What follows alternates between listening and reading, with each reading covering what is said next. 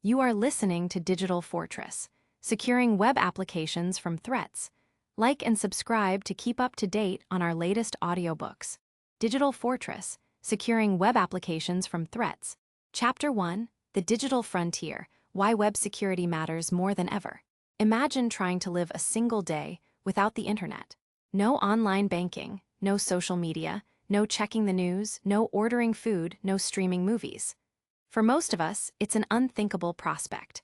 Our lives are deeply interwoven with the fabric of the World Wide Web, and at the heart of this interconnectedness lie web applications.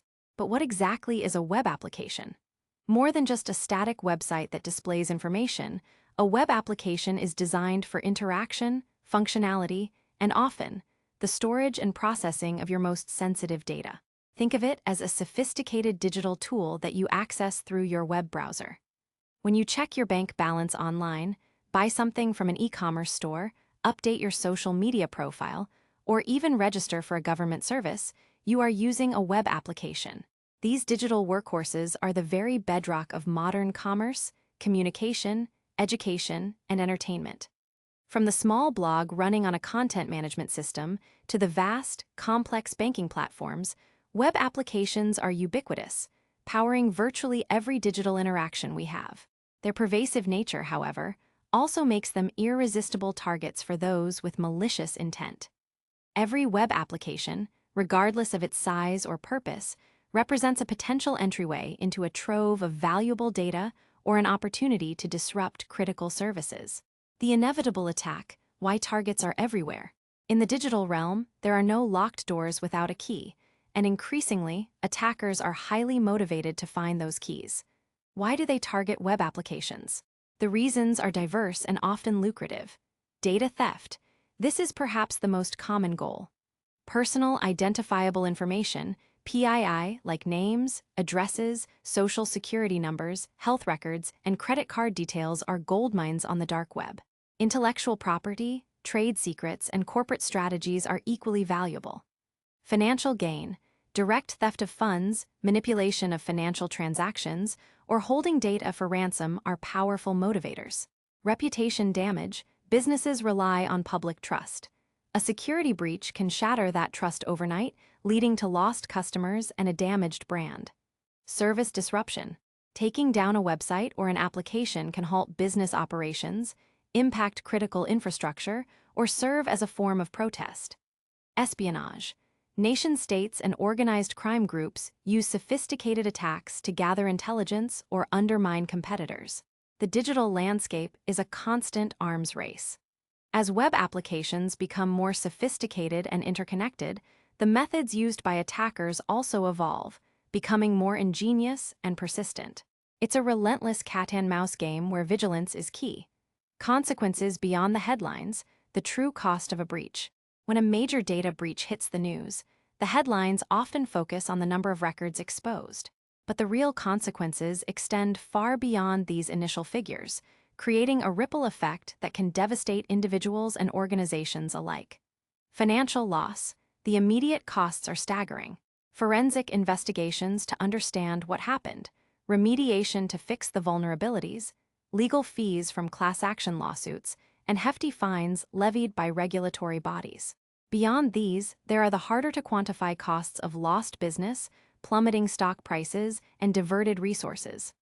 Reputational damage. Trust is the bedrock of any relationship, especially between a company and its customers. A breach erodes that trust, leading to negative press, public outcry, and a long, uphill battle to rebuild credibility. For a business, this can mean a permanent loss of competitive edge. Legal and regulatory penalties. Governments worldwide are enacting stronger data protection laws, like Europe's General Data Protection Regulation, GDPR, and the California Consumer Privacy Act, CCPA. Noncompliance, especially after a breach, can result in crippling fines. For example, the Information Commissioner's Office, ICO in the UK, fined Marriott International £18.4 million for a data breach that affected hundreds of millions of guests. These penalties are designed not just to punish, but to ensure accountability and improved security practices. Operational disruption. A security incident can bring business operations to a standstill, leading to significant downtime, loss of productivity, and disruption of critical services. Consider the Equifax breach of 2017, a stark reminder of these profound consequences. Equifax, one of the three major credit reporting agencies in the U.S., experienced one of the largest data breaches in history. Attackers exploited a known, unpatched vulnerability in Apache Struts, a widely used open-source component in their web application. The impact was enormous. The personal data, including names, social security numbers, birth dates, addresses, and driver's license numbers, of approximately 147 million Americans and millions more globally, was exposed. The fallout included a massive financial settlement, between $575 million and $700 million, executive resignations, plummeting stock prices, and lasting damage to the company's reputation. This incident powerfully illustrates that a single, overlooked vulnerability in a web application's underlying components can lead to catastrophic, far-reaching consequences for a major corporation and the millions of individuals whose sensitive data they hold. It underscored the crucial lesson that security is only as strong as its weakest link. Who needs to care? Everyone. The complexity of web application security often makes it seem like a topic reserved for highly technical experts. However, in today's interconnected world, understanding the fundamentals of web security is no longer optional. It's a necessity for everyone. Business owners and executives. To effectively manage risk, ensure compliance, protect company assets, and safeguard invaluable brand reputation. Developers and IT professionals. To build security into applications from the ground up, maintain systems, and respond effectively to threats. Even end users. To understand the personal risks involved, make informed decisions about their online activities, and recognize telltale signs of phishing or malicious activity. This book aims to bridge the gap, providing a clear, accessible guide to the complex world of web application security for anyone and everyone who interacts with the digital world. What this book will cover. Over the following chapters, we will embark on a journey to demystify web application security. We'll start with the foundational concepts of how web applications work, then delve into the most common and dangerous threats they face, from insidious injection, attacks that steal your data, to subtle, cross-site scripting attacks that compromise your browser. More importantly, we will dissect the practical countermeasures and proactive strategies that can fortify these digital fortresses. We will explore how security can be woven into the very design of an application, how to test for weaknesses, and what to do when an incident inevitably occurs. Our goal is to equip you with the knowledge to understand, identify, and mitigate risks, ensuring that your digital interactions, whether personal or professional, are as secure as possible. This is an always-on battle, but with the right knowledge, you can become a formidable defender on the digital frontier. Chapter 2. Anatomy of a web application, the basics you need to know. In the previous chapter, we established that web applications are everywhere, and securing them is paramount. But before we can dive into the threats and countermeasures, we need to understand the fundamental building blocks of a web application. It's like wanting to defend a castle. You first need to understand its walls, gates, and internal structure. Let's use a simple analogy. Imagine you're at a restaurant. You, the patron, tell the waiter what you'd like to order. The waiter takes your order to the kitchen, where the chef prepares your meal, perhaps retrieving ingredients from the pantry. Once prepared, the waiter brings the meal back to you. In the world of web applications, you, the patron, are the client, your computer, tablet, or smartphone. The waiter is your web browser, Chrome, Firefox, Safari, Edge. The kitchen is the web server, a powerful computer that hosts the application. The chef represents the server-side application logic that processes your requests. The pantry is the database, where all the important information is stored. This simple model, called the client-server model, is the foundation of almost all web applications. The client-server model, the fundamental dance. At its core, a web application involves two main actors. The client. This is your device and the web browser running on it. The browser's job is to send requests to the server and display the information it receives back. Every click, every form submission, every link you follow typically triggers a request from your browser to a server. The server. This is a specialized computer, or many computers located remotely, often in a data center. The server's role is to serve content and functionality.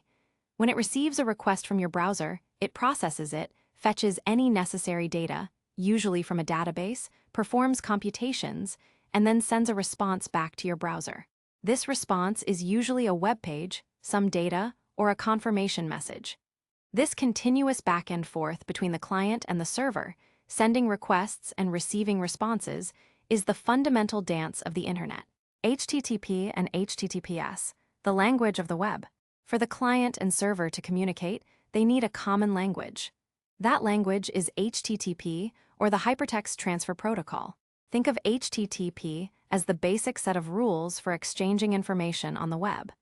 When you type an address into your browser, you're essentially telling it to make an HTTP request. While HTTP works, it has a critical flaw for security.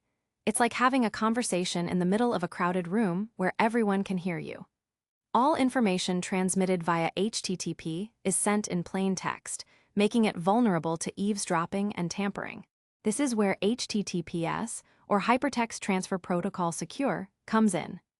HTTPS adds a crucial layer of security using SSL/TLS, Secure Sockets Layer/Transport Layer Security Encryption. Think of SSL/TLS as creating a secure, private tunnel between your browser and the server. This tunnel ensures three critical things: confidentiality. No one can eavesdrop on your conversation. Your passwords, credit card numbers, and personal data are encrypted and protected from prying eyes. Integrity. No one can tamper with the data as it travels between you and the server. You can be sure that the information displayed to you hasn't been altered en route. Authentication. You can verify that you are indeed communicating with the legitimate server you intended, not a malicious imposter. You can usually tell if a website is using HTTPS by looking at the URL bar in your browser. You'll see HTTPS / at the beginning of the address, and typically a prominent padlock icon. For any web application dealing with sensitive information, HTTPS is not optional, it's an absolute requirement. Core technologies of a web application. Building a web application involves several distinct layers of technology. The front end, what you see and interact with. This is the part of the web application that runs directly in your browser. It defines the user interface and user experience. HTML, Hypertext Markup Language, this is the skeleton of a web page. It defines the structure and content, like headings, paragraphs, images, and links. CSS, Cascading Style Sheets, this is the look and feel. CSS dictates how your HTML elements are displayed: colors, fonts, layout, spacing, and responsive design. JavaScript. This is the brain, or the interactive part of the front end. JavaScript adds dynamic behavior to web pages, allowing for animations, interactive forms, real-time updates without reloading the page, and complex user interface elements. It runs directly in your browser. The backend, what happens behind the scenes, this is the server-side part of the web application, invisible to the user but critical for its functionality. Server-side languages. These are programming languages like Python, popular frameworks. Django, Flask, Java, Spring, Node.js, which uses JavaScript, PHP, Laravel, and Ruby, Ruby on Rails. They process requests from the client, perform calculations, interact with databases, and dynamically generate the HTML, CSS, and JavaScript that gets sent back to your browser. Databases. These are sophisticated systems designed to store, retrieve, and manage large amounts of information efficiently. Databases are the memory of the web application. When you create an account, make a purchase, or submit user data, it's stored in a database. Common examples include MySQL, PostgreSQL, MongoDB, and Microsoft SQL Server. APIs, Application Programming Interfaces. APIs are sets of rules and protocols for how different software components communicate with each other. In web applications, APIs are often used for integrations, perhaps connecting to a payment gateway, pulling data from a third-party service, or allowing a mobile app to interact with the same backend that powers the website. They are structured entry points for programmatic interaction. The concept of attack surface. Understanding these components leads us naturally to the concept of the attack surface. In cybersecurity, the attack surface refers to all the points where an unauthorized user can try to enter or extract data from a system. Think of it as every potential door, window, or even vent in our digital fortress.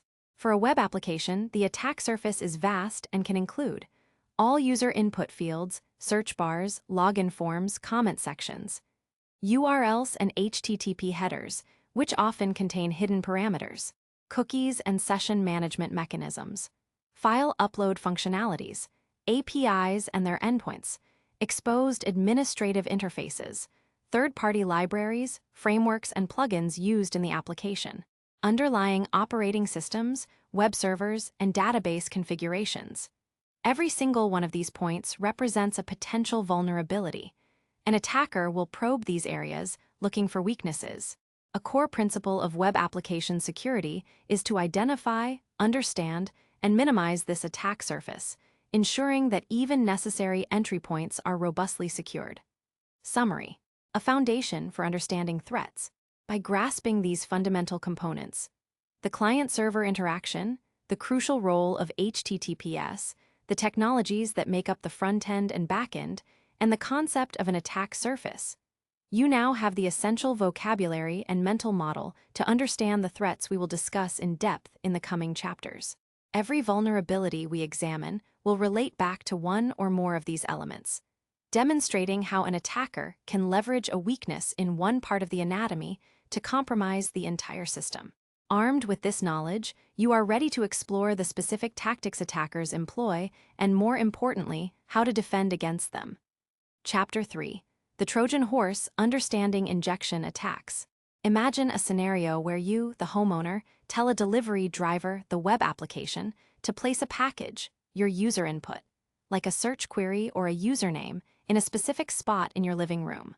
Now, what if, hidden inside that package, were secret instructions that, when read by your house's automated system, told it to unlock your front door, open your safe, or even rearrange your furniture?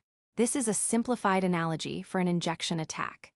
In the world of web security, injection refers to a class of vulnerabilities where an attacker can supply malicious input that is then misinterpreted by the web application as executable code or commands, rather than just benign data.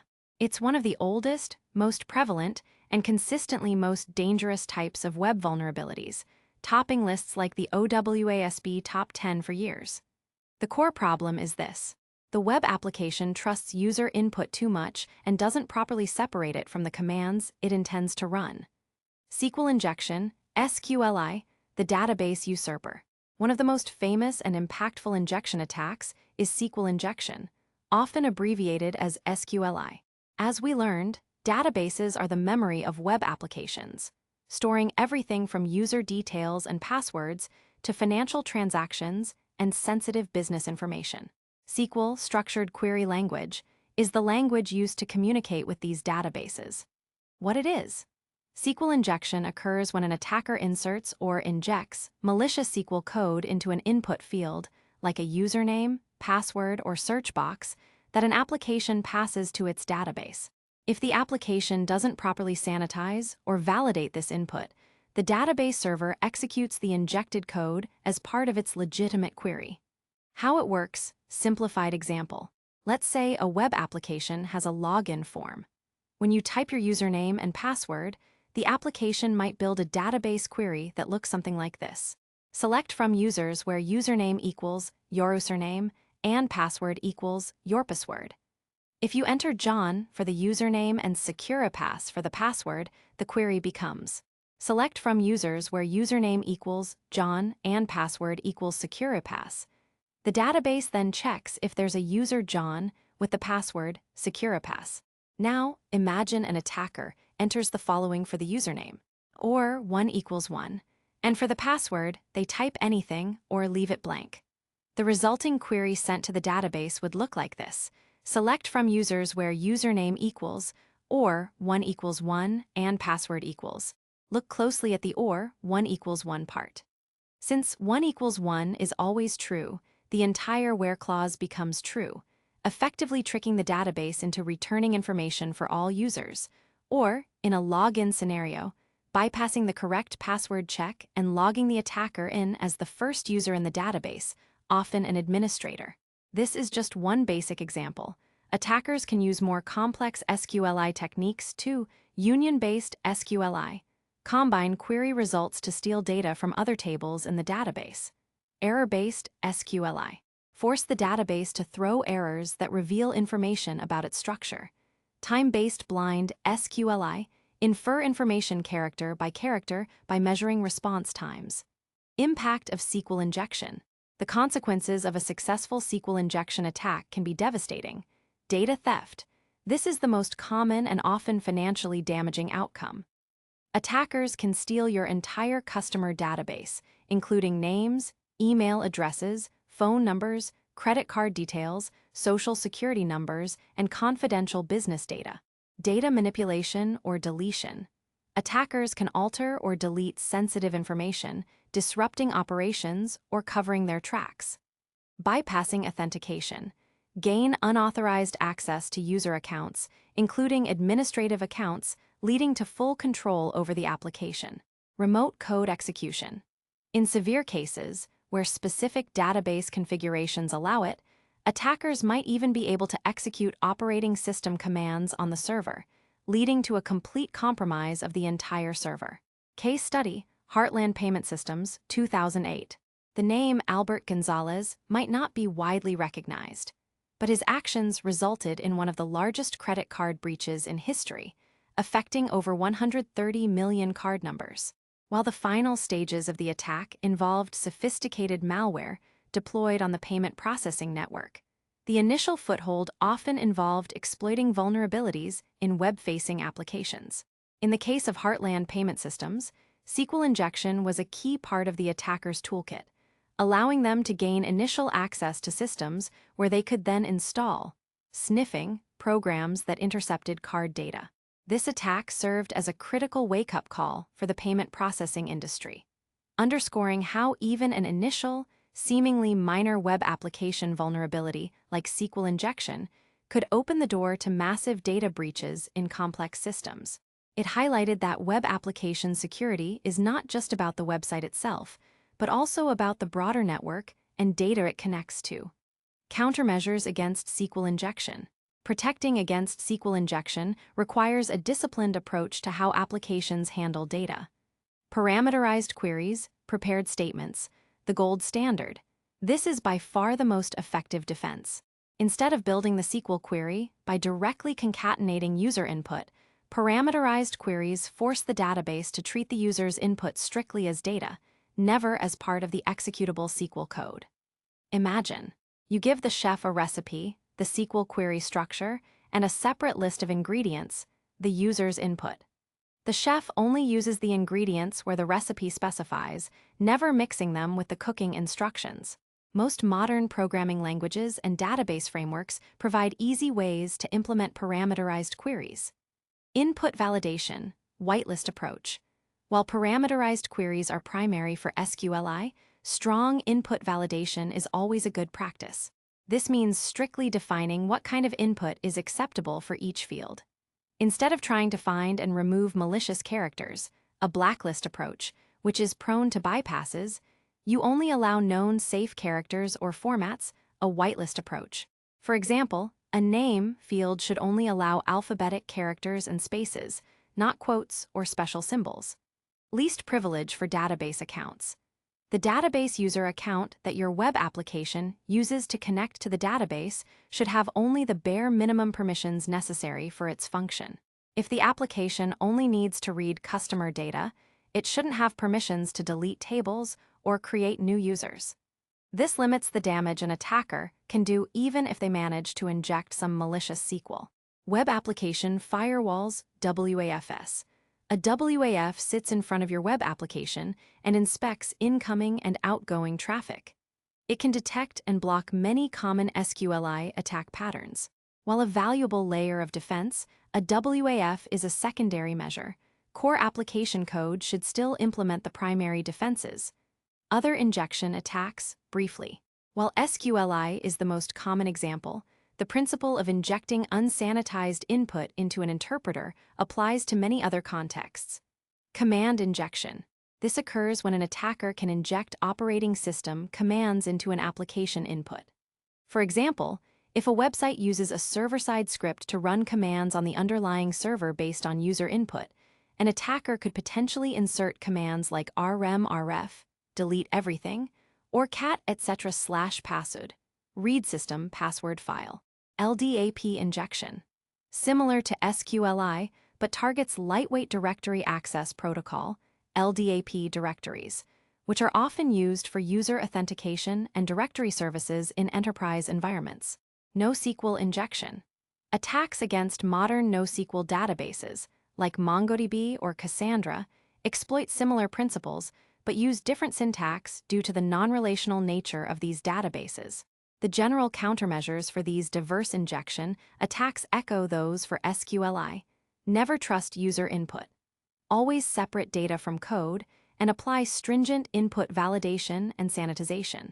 Use functions provided by your programming language or framework that are designed to handle external input safely for specific contexts. Summary: data is code's enemy. The fundamental takeaway from understanding injection attacks is simple. Never trust user input.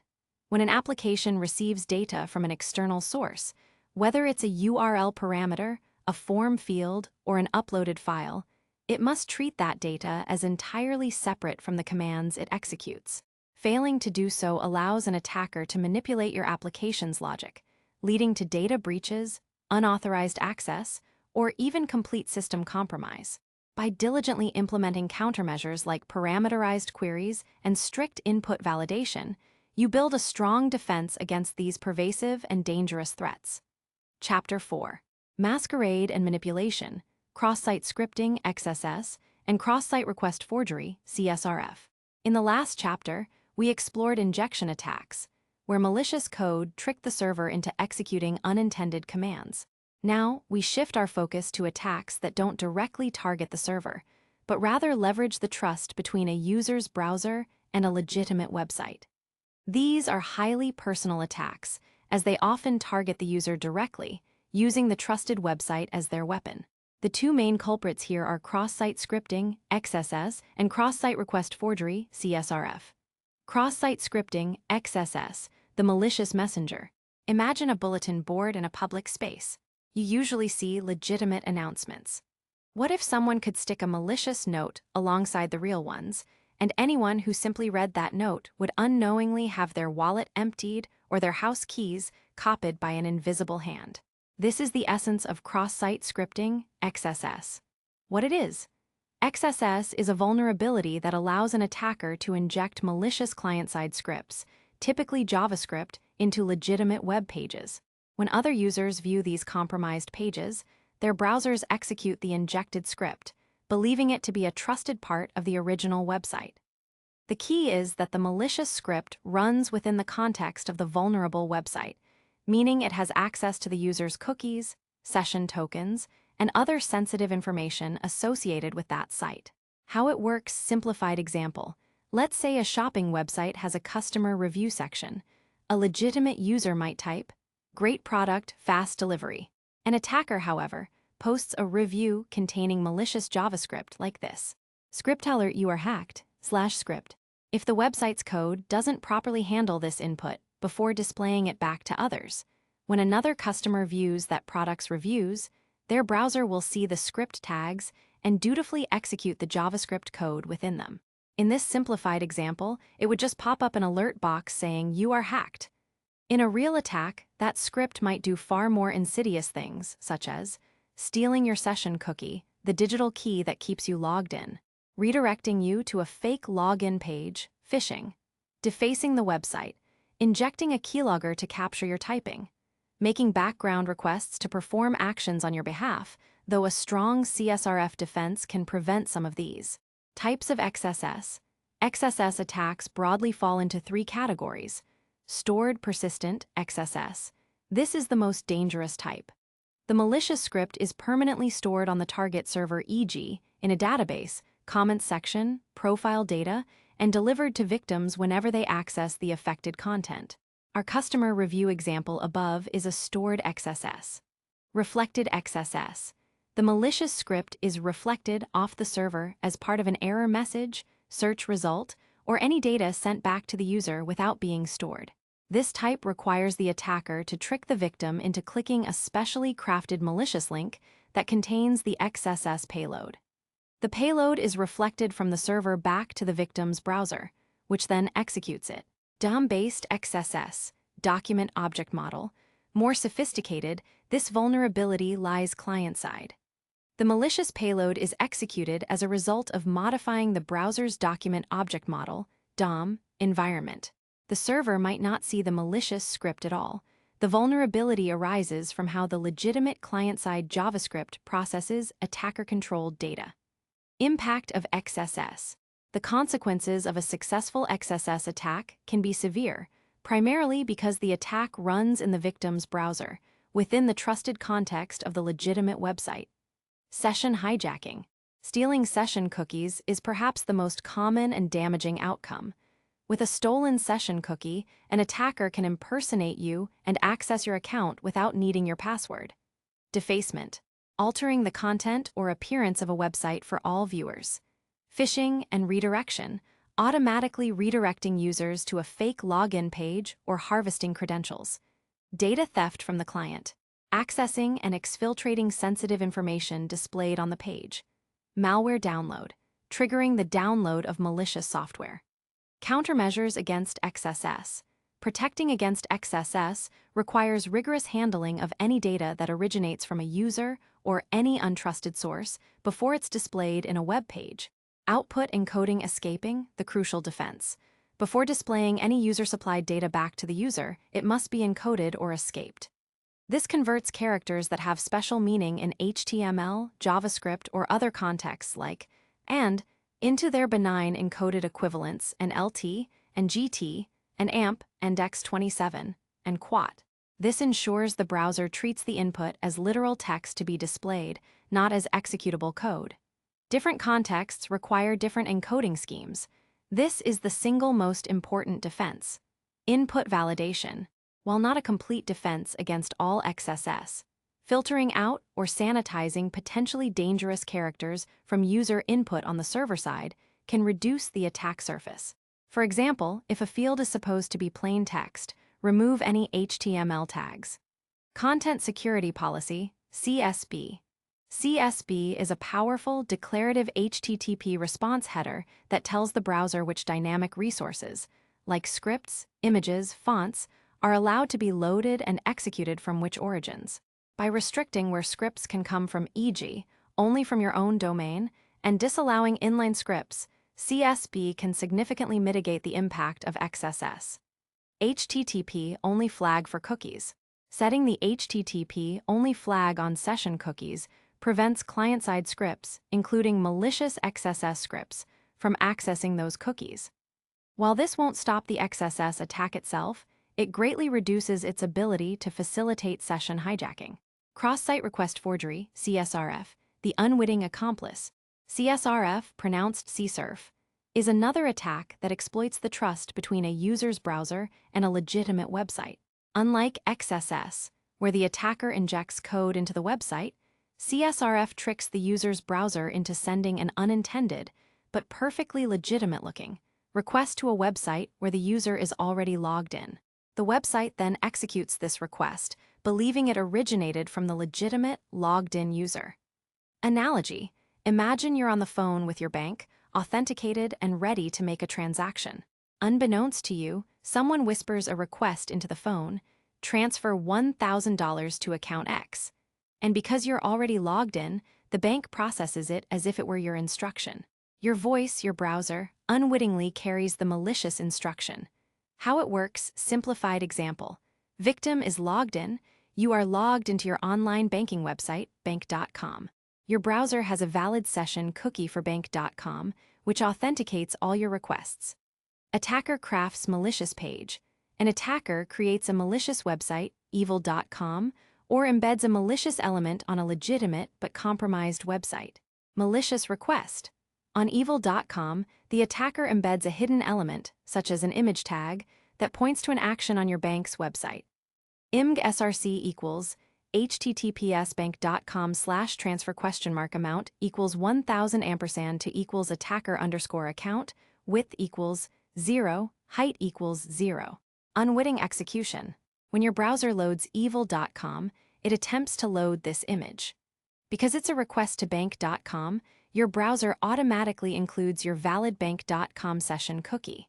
From the bank's perspective, this looks like a legitimate request for a transfer originating from your logged-in session. The bank processes the transfer without you ever knowing. Impact of CSRF. The impact depends on the actions the victim can perform on the vulnerable web application, unauthorized fund transfers or purchases, changing account details, passwords, email addresses, shipping addresses, posting malicious content, or spam on forums authenticated as the victim. Any state-changing action the application allows a logged-in user to perform without additional confirmation. Countermeasures against CSRF. CSRF protection focuses on ensuring that requests originate from the legitimate application, not from an attacker's site. CSRF tokens, synchronizer tokens, the most effective defense. This is the primary and most robust defense. For every sensitive form or state-changing request, like a transfer or password change, the server generates a unique, unpredictable, and secret token. This token is bundled with the form, often as a hidden field, and sent back to the server with the user's request. The server then verifies that the token in the request matches the expected token for that user's session. Why it works. Since the attacker cannot predict or obtain this secret token, it's generated by the legitimate site. Any forged request they send will lack the correct token, and the server will reject it. Same-site cookie attribute, a modern browser security feature that helps prevent browsers from sending cookies with cross-site requests. By setting cookies with same-site equals strict or same-site equals lax, you can instruct browsers not to send your session cookies with requests initiated from other domains. While helpful, it doesn't cover all scenarios and should be used in conjunction with CSRF tokens. Referrer header check. The HTTP referrer header indicates the URL of the page that linked to the current page. The server can check if the referrer is from its own domain. However, this is less reliable as the referrer header can be spoofed or may not always be sent by browsers. Reauthentication for sensitive actions. For critical or highly sensitive actions, e.g., transferring large sums of money, changing the primary email address, requiring the user to re-enter their password adds an extra layer of security, as an attacker cannot typically obtain the user's password. Summary: trust is a two-way street. Both XSS and CSRF highlight that web application security isn't just about protecting the server. It's also about understanding and managing the relationships of trust between the user, their browser, and the web application. XSS abuses the browser's trust in the content delivered by a website, while CSRF abuses the website's trust in the requests originating from a logged-in user's browser. Implementing strong output encoding for XSS and robust CSRF tokens, along with other defensive layers, are crucial steps in building a truly secure digital fortress. Chapter 5. Unlocking the Gates, Broken Authentication and Session Management. In the previous chapters, we delved into how attackers can exploit vulnerabilities to inject malicious code or manipulate your browser. Now, we turn our attention to the very gateway that protects your personal data and actions within a web application: authentication and session management. Think of these as the lock and key mechanism for your digital fortress. Authentication is you proving who you are, the lock, and session management is about keeping that identity confirmed as you move through the application, the key. If these fundamental mechanisms are flawed, attackers don't need fancy tricks. They can simply walk right through an unlocked or poorly guarded gate. Broken authentication, impersonating users. What it is? Broken authentication refers to vulnerabilities or weaknesses in the processes that verify a user's identity. This can range from weak password requirements to insecure, forgot password features, or even flaws in how the system handles failed login attempts. If an attacker can bypass, defeat, or manipulate these processes, they can effectively impersonate a legitimate user. How it works: examples: weak passwords and no multi-factor authentication, MFA. Many users still choose easily guessable passwords like 123,456 or password. Without a second layer of security like MFA, e.g., a code sent to your phone, these accounts are incredibly easy for attackers to compromise. Brute force and credential stuffing. Brute force. An attacker systematically tries many different passwords until the correct one is found. If there are no limits on failed login attempts, an automated program can try millions of combinations in a short time. Credential stuffing. This is a more insidious version. Attackers obtain lists of usernames and passwords from data breaches on other websites, e.g., a forum you use. They then stuff these credentials into login forms on other popular websites, hoping that users have reused the same username and password. Unfortunately, a significant percentage of users do, making this a highly successful attack method. Improper credential recovery. Forgot password features are essential for usability, but if poorly implemented, they can create gaping holes. For example, if a password reset link is too predictable, or if it doesn't expire quickly enough, an attacker might be able to intercept or guess it and reset your password to gain access. Insecure account lockout mechanisms. If an account isn't temporarily locked after a few failed login attempts, it becomes highly vulnerable to brute force attacks. However, a poorly designed lockout, e.g., locking out an account indefinitely, can also be abused by attackers to lock legitimate users out in a denial-of-service attack. Use of default credentials. Many applications, devices, and databases come with default administrator usernames and passwords, e.g., admin, root/password. If these aren't changed during deployment, they present an open invitation to attackers. Impact. The impact of broken authentication is straightforward: unauthorized access. This can lead to account takeover, allowing attackers to view sensitive data, make purchases, or perform actions as the legitimate user. Identity theft. Data breaches if the compromised account gives access to other users' data. Reputational damage to the business due to widespread account compromises. The pervasive threat of credential stuffing. While not a single definitive case study, the reality of credential stuffing highlights the scale of this problem.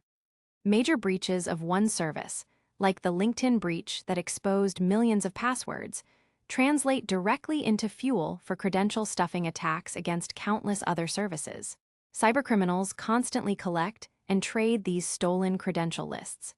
This makes the implementation of strong authentication mechanisms not just a best practice, but a critical defense against widespread automated attacks that exploit human password habits.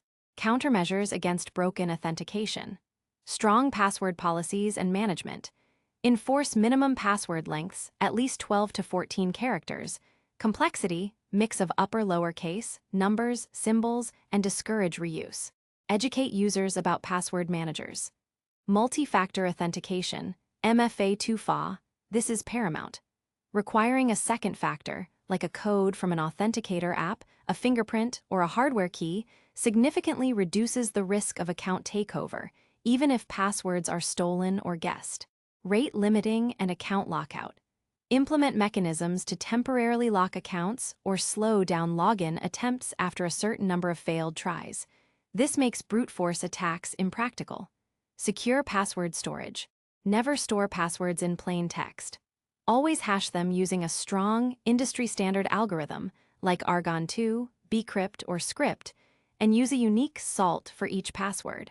Salting ensures that even identical passwords result in different hashes, thwarting common cracking techniques. Robust credential recovery processes. Implement secure password reset workflows. Use unique, time-limited tokens sent via a verified channel email or SMS. Never directly email plain text passwords. Changing default credentials. Always change any default usernames and passwords for all systems and applications upon installation. Monitoring and alerting. Monitor for suspicious login activity, e.g., numerous failed logins from unusual locations, and alert users or administrators. Broken session management. Losing your key. What it is. Once you've authenticated, the web application assigns you a session, a temporary, active interaction with the system. Session management is how the application keeps track of you while you're logged in. It typically does this using a unique piece of information called a session ID or session token, often stored in a cookie in your browser. Broken session management occurs when these session IDs or the processes for managing them are weak, allowing an attacker to hijack an active session and impersonate the user. How it works: examples. Predictable session IDs. If session IDs are generated in a simple or predictable way, e.g., just sequential numbers or based on easily guessable information, an attacker could guess a valid ID and take over a session. Session fixation. An attacker manages to make a user's browser accept a particular session ID before the user has logged in. Once the user logs in, the application uses that pre-existing session ID, and the attacker, knowing that ID, can now hijack the authenticated session. Insufficient session timeout. Sessions that remain active indefinitely are dangerous. If a user closes their laptop without logging out or leaves a shared computer, the session could remain valid for hours or days, allowing anyone else to simply continue the session. No session invalidation on logout or password change. When a user logs out or changes their password, the old session ID should be immediately invalidated on the server. If not, the old session ID could still be used to bypass authentication. Session ID in URL. Embedding the session ID directly in the URL, e.g., www.example.com/page?sessionid equals 12,345, is extremely risky. These URLs can be copied, bookmarked, sent via email, or recorded in server logs, making the session ID highly vulnerable to exposure. Missing secure/HTTP only cookie flags. HTTP only flag prevents client-side scripts, like JavaScript, which could be exploited via XSS, from accessing the session cookie. Without it, an XSS attack could easily steal session ID's secure flag. Ensures the session cookie is only sent over HTTPS encrypted connections. Without it, the session cookie could be intercepted by eavesdroppers on unencrypted networks. Impact. The primary impact of broken session management is session hijacking, leading to unauthorized access to a user's account without needing their password. Impersonation of the user, allowing the attacker to perform actions, view sensitive data, or even make transactions on their behalf. Countermeasures against broken session management. Generate random and strong session IDs. Session IDs should be long, highly random, and unpredictable. Use cryptographically secure random number generators provided by your programming language or framework. Use secure and HTTP only flags for session cookies. Always apply these flags to session cookies.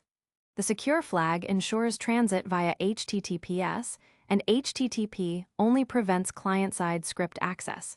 The same site attribute can also help mitigate CSRF and session risks by controlling when cookies are sent with cross-site requests. Implement proper session timeout, idle timeout. Log out users after a period of inactivity, e.g., 15 to 30 minutes for sensitive applications. Absolute timeout. Force reauthentication after a longer, fixed period, e.g., several hours, regardless of activity. Invalidate sessions on logout and password change. When a user explicitly logs out or changes their password, the server must immediately invalidate the current session ID to prevent its reuse. Rotate session IDs. Consider rotating session IDs after successful login or upon any change in the user's privilege level. This mitigates session fixation by issuing a new session ID once the user is authenticated. Never include session IDs in URLs. Always transmit session IDs via secure HTTP headers, cookies. Summary: guarding the gates. Authentication and session management are not just features. They are the fundamental security gates of any web application. Weaknesses in these areas offer attackers direct routes to account takeover and impersonation, bypassing many other protective layers. By implementing strong password policies, embracing multi-factor authentication, carefully managing session lifecycles, and ensuring proper cookie security, You can significantly fortify these critical gateways, protecting both your users and your application's integrity. These are basic but vital defenses in constructing your digital fortress. Chapter 6: Unauthorized Access, Broken Access Control, and Sensitive Data Exposure. We've explored how attackers can trick servers with malicious code or manipulate user browsers. We've also covered how vulnerable login systems can open the door. Now, let's imagine an attacker has successfully logged in, perhaps even with a legitimate account. What prevents them from accessing everything? This is where access control comes into play. Even with a valid key to the castle, you shouldn't be able to enter the king's chambers unless you're the king or have proper authorization. This chapter also addresses another critical issue: sensitive data exposure. Even if an attacker can't directly access a system, if sensitive data isn't properly protected, it might be exposed through other weaknesses, like an unencrypted backup file left in the open. It's like leaving the crown jewels in a transparent, unlocked display case, rather than a secured vault.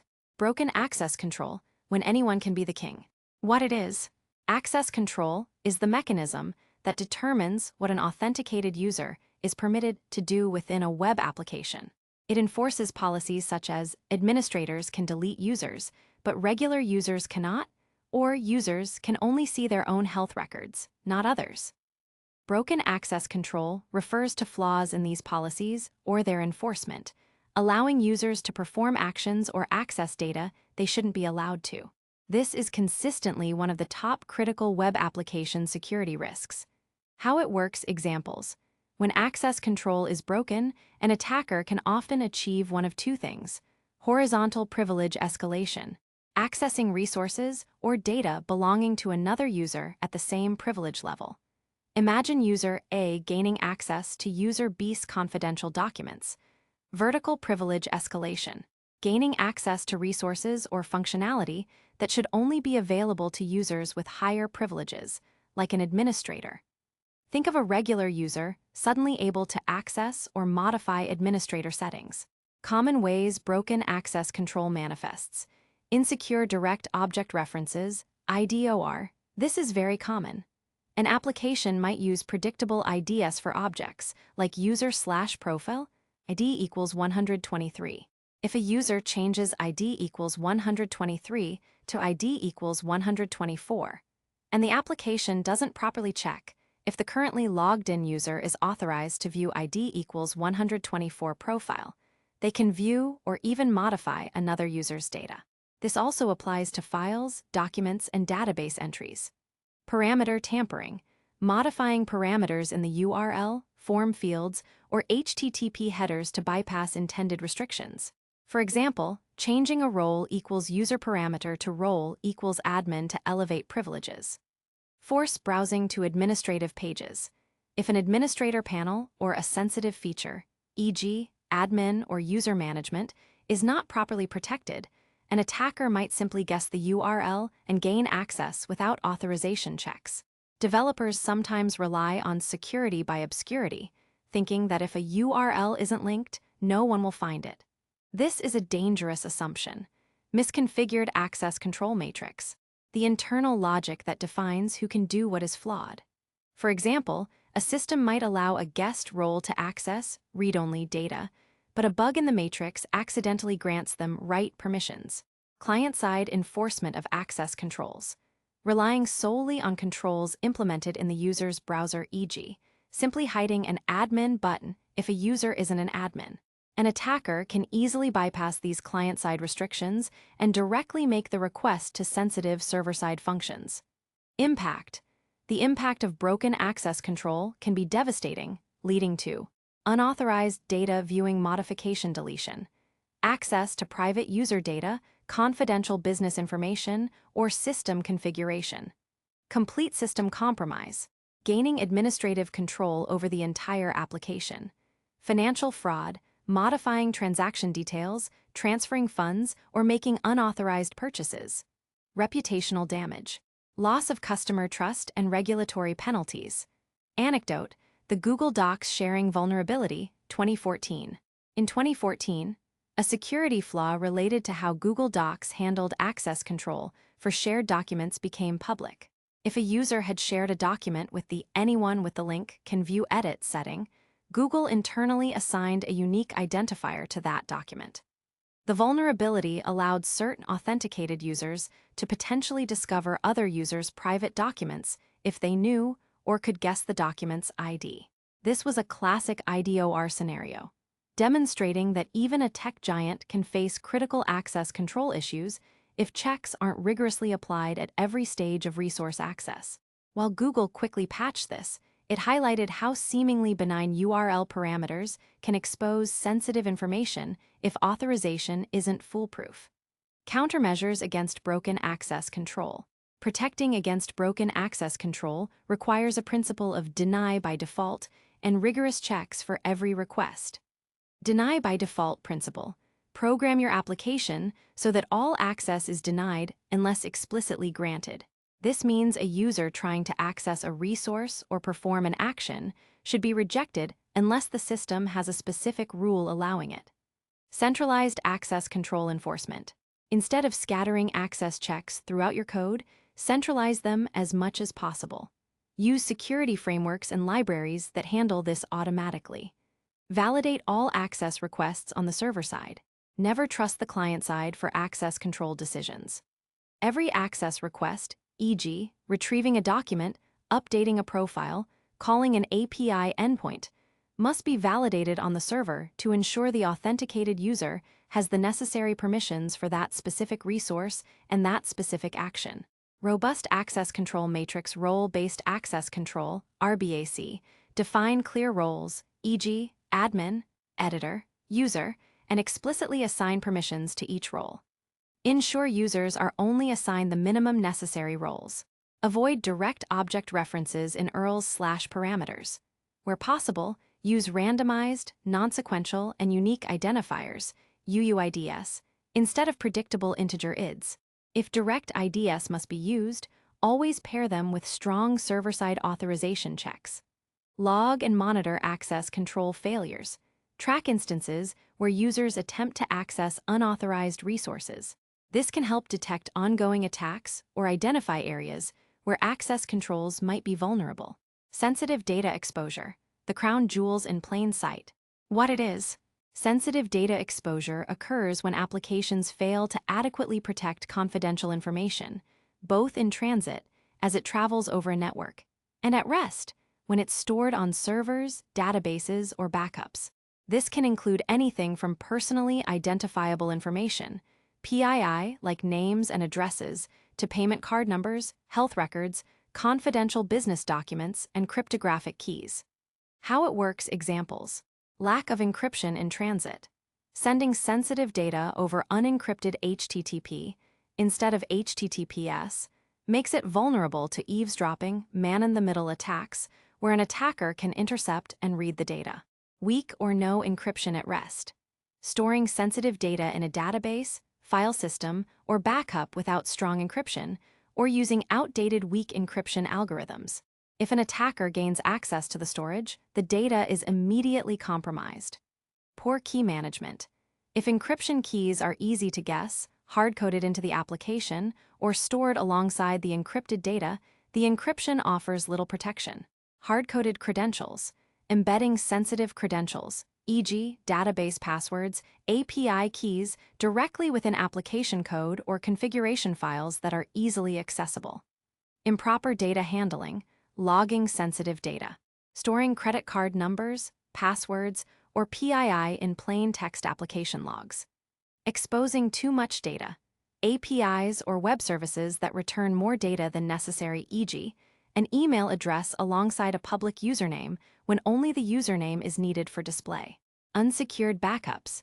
Storing backup files on publicly accessible servers or misconfigured cloud storage without encryption or proper access controls. Insufficient security headers. Missing or improperly configured HTTP security headers, like Content Security Policy or Strict Transport Security, can leave sensitive data vulnerable during transmission or allow attackers to conduct client-side attacks that expose data. Verbose error messages. Error messages that reveal sensitive system details, e.g., database connection strings, paths, or code snippets, to the end user. Impact. The consequences of sensitive data exposure are severe and often lead directly to data breaches, including identity theft and financial fraud, stolen PII, credit card numbers, and bank details, reputational damage and loss of trust for individuals and organizations, regulatory fines and legal action, especially with increasing data protection regulations like GDPR, HIPAA, and CCPA. Espionage. Disclosure of trade secrets, intellectual property, or classified information. Countermeasures against sensitive data exposure.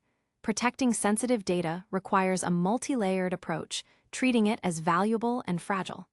Encrypt all data in transit with HTTPS. Always use HTTPS, TLS encryption, for all communication between the browser and the server and between internal application components. This prevents eavesdropping and tampering. Encrypt sensitive data at rest. For any sensitive data stored in databases, file systems, or backups, use strong, industry-standard encryption algorithms. Database encryption features, file-level encryption, or disk encryption can provide this layer of protection. Data minimization. Only collect and store the data you absolutely need. The less sensitive data you have, the less risk there is of exposure. Implement policies to purge or anonymize sensitive data when it's no longer required. Robust key management. Securely manage encryption keys. Never hardcode them.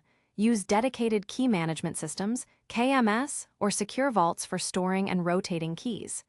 Secure logging. Never log sensitive data in plain text. Redact or encrypt sensitive fields within logs. Ensure logs themselves are secured with proper access controls. Implement robust access controls. As discussed earlier, strong access controls on databases, file systems, and administrative interfaces are crucial to prevent unauthorized access to even encrypted data. Disable verbose error messages in production. Configure applications to display generic error messages to end users in a production environment. Detailed debugging information should only be available in secure, internal logging systems. Proper HTTP security headers. Configure your web server to send appropriate HTTP security headers, e.g., strict transport security, X-content type options, X-frame options, content security policy, to enhance client-side security and prevent certain data exposure scenarios. Secure development practices. Educate developers on secure coding principles, including avoiding hard-coding credentials, sanitizing all input and output, and handling sensitive data with extreme care throughout the application lifecycle. Summary: the unlocked drawers and exposed vaults. Broken access control leaves the application's internal rooms and drawers open to anyone who has gained initial entry, regardless of their legitimate role. Sensitive data exposure, meanwhile, means that even if the room is locked, the crown jewels within are left in plain sight or unprotected, making them vulnerable if an attacker breaches the outer perimeter. Together, these vulnerabilities represent fundamental failures in protecting valuable resources and information within a web application. By rigorously implementing robust access controls and employing strong encryption and data handling practices, organizations can significantly reduce the risk of unauthorized access and catastrophic data breaches, further fortifying their digital fortress. Chapter 7. Hidden Dangers, Security Misconfiguration, and Vulnerable Components. We've journeyed through direct attacks targeting application logic, like SQL injection, and explored vulnerabilities in how users are identified and managed. Now, we'll uncover two pervasive categories of weaknesses that often go unnoticed, lurking in the shadows of seemingly robust systems: security misconfiguration and using components with known vulnerabilities. These aren't flashy exploits or clever tricks. They're the result of oversight, default settings, or a failure to keep up with the evolving threat landscape. Yet, they are consistently among the easiest and most common targets for attackers, acting as silent, hidden dangers that can unravel an otherwise well-designed web application. Security misconfiguration, the open backdoor. What it is. Security misconfiguration refers to errors in setting up, configuring or maintaining the web server, application server, database, framework, or even the application code itself, that leave the system open to attack. It's the digital equivalent of leaving a window unlocked or a service door ajar, not due to a broken lock, but because someone simply forgot to close it properly. This vulnerability is incredibly broad, encompassing a wide range of mistakes that can unintentionally reduce the security posture of an application. How it happens, common scenarios, default configurations. Many software products, web servers, databases, operating systems, come with default settings that are designed for ease of use or broad compatibility, not maximum security. These often include default usernames, passwords, unnecessary services enabled, or overly permissive access policies. If these aren't changed or hardened, they become immediate targets. Unnecessary features enabled. Web servers or application frameworks might have debugging modes, exposed administrative interfaces, or sample applications enabled that are not needed in a production environment. These can introduce additional attack surface or provide attackers with valuable information. Verbose error messages. As briefly mentioned in the previous chapter, error messages revealing too much sensitive system information, e.g., full stack traces, database connection details, server paths, or internal error codes, can provide attackers with invaluable clues about the application's structure and potential vulnerabilities. Unpatched systems. Failing to apply timely security patches to operating systems, web servers, databases, or application frameworks leaves known vulnerabilities open for exploitation. Open cloud storage. Misconfigured cloud storage buckets, like Amazon S3 buckets, that are inadvertently set to public or have overly permissive access control lists, ACLS, allowing unauthenticated users to read or even write sensitive data. Insecure file permissions. Incorrect file or directory permissions, e.g., making sensitive configuration files world-readable or allowing web server processes to write to critical system directories. Missing security headers. Not configuring HTTP security headers, like strict transport security, content security policy, X-frame options, X-content type options, can weaken browser-side protections and make the application more susceptible to XSS, clickjacking, and other client-side attacks. Impact. The consequences of security misconfiguration are just as varied as their causes, but they almost always lead to information disclosure, leaking sensitive details about the application, server, or user data. Unauthorized access, gaining control over parts of the application or the underlying server. Full system compromise. An attacker might leverage a misconfiguration, e.g., an exposed administrative interface, to gain full control of the server and the data it contains. Anecdote: the proliferation of S3 bucket misconfigurations. For several years, a common headline in cybersecurity news was the exposure of sensitive data due to misconfigured Amazon S3 buckets. Companies like Verizon, Dow Jones, and even the Pentagon faced breaches because their S3 storage, designed to store vast amounts of data in the cloud, was inadvertently left publicly accessible.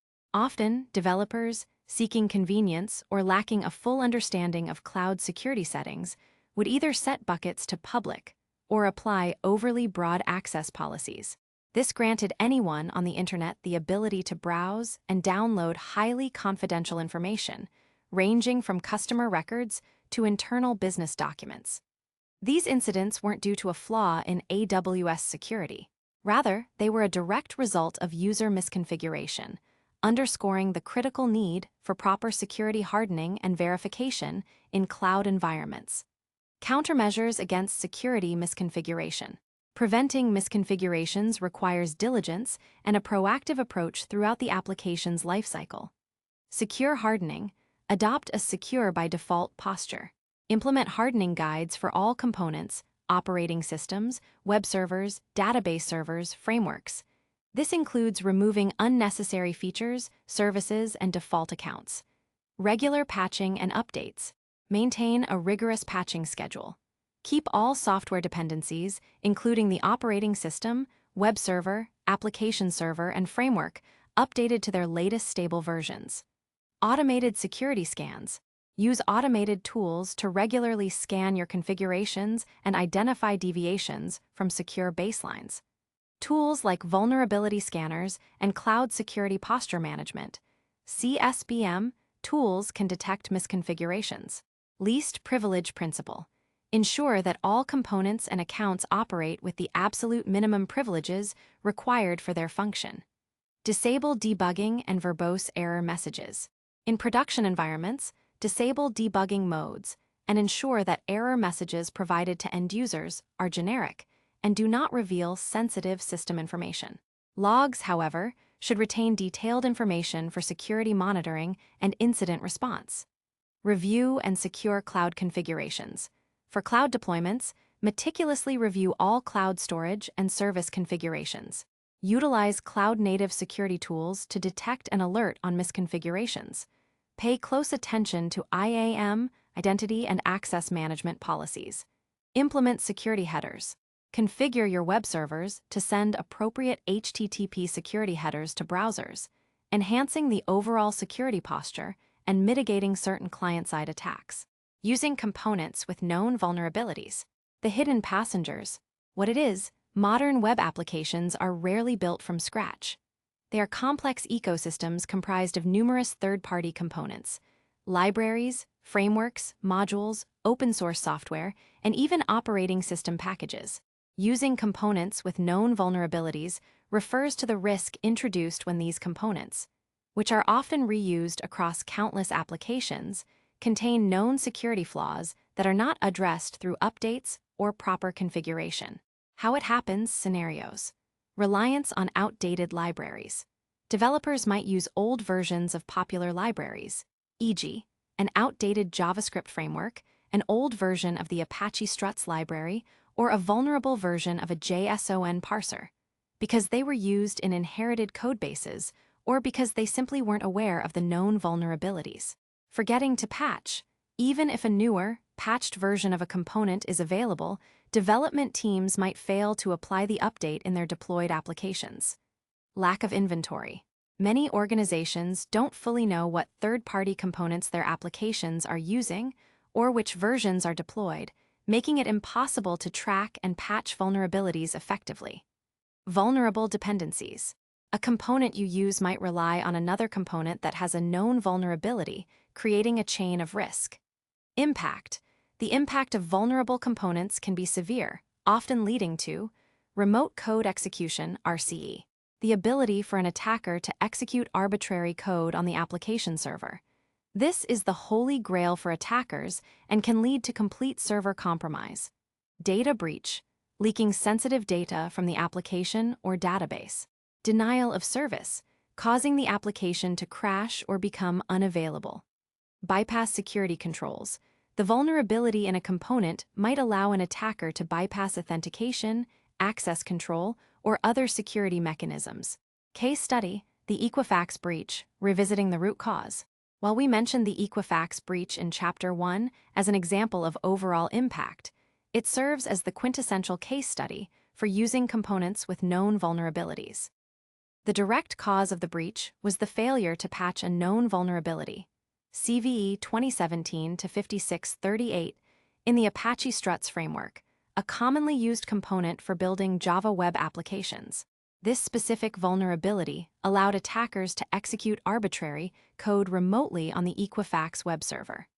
Once they gained this initial foothold, they were able to move laterally through the network, ultimately accessing and exfiltrating vast amounts of sensitive consumer data. This incident powerfully underlined that even a seemingly small unpatched vulnerability in a single component can have catastrophic global consequences. Countermeasures against using components with known vulnerabilities. Managing third-party components requires a dedicated strategy to minimize risk. Maintain an inventory. Know exactly what third-party components, frameworks, and libraries your applications use, including their versions. This helps you track their security status. Regularly scan for vulnerabilities. Software composition analysis, SCA tools. These tools can automatically scan your application's codebase to identify all third-party components, their versions, and known vulnerabilities, often using public databases like the National Vulnerability Database, NVD. Vulnerability scanners. Web application vulnerability scanners can identify outdated components by analyzing HTTP headers or other telltale signs. Patch and update promptly. Establish a process for regularly updating all third-party components to their latest secure versions. Subscribe to security advisories from component vendors or open-source projects. Remove unused components. If a component is not used, remove it from the application and server. Less code means less attack surface. Understand dependencies. Be aware of the dependencies of your dependencies. A component you use might be secure, but one of its subcomponents might have a vulnerability. SCA tools can help map these transitive dependencies. Web Application Firewalls, WAFs. While not a substitute for patching, a WAF can provide a temporary shield by blocking known attack patterns targeting specific component vulnerabilities until a patch can be applied. This is what a WAF could have done for Equifax until they patched Apache Struts.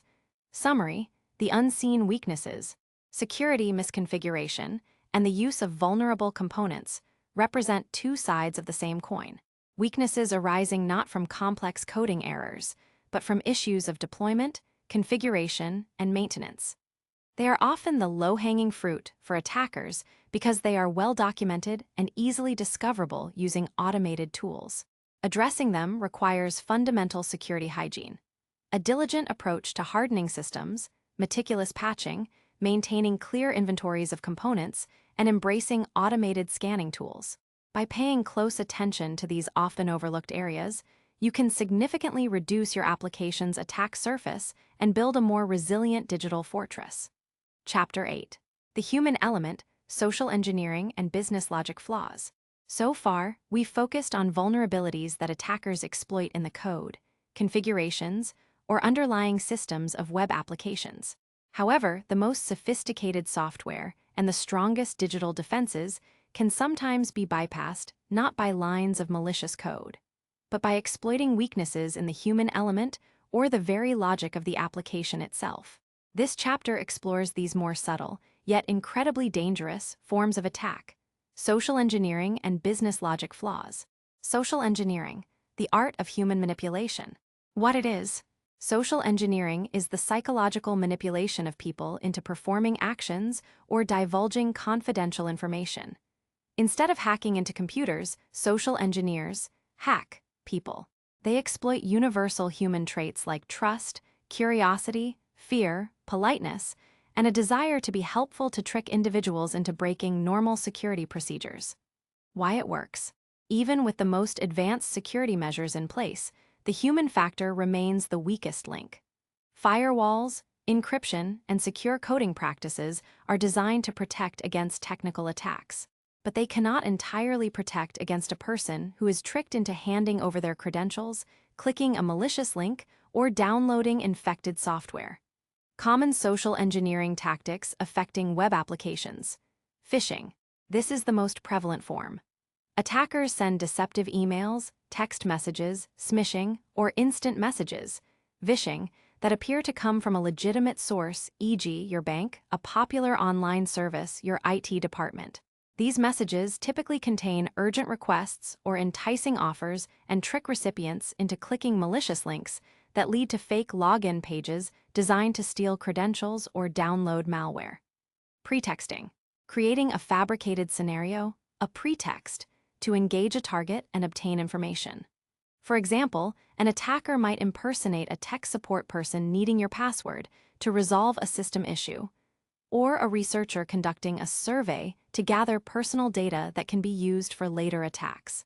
Baiting, offering something enticing, e.g., a free download, a coupon code, or even a physical USB drive dropped in a parking lot to lure victims into a trap that installs malware or steals information. Quid pro quo, offering a service in exchange for information.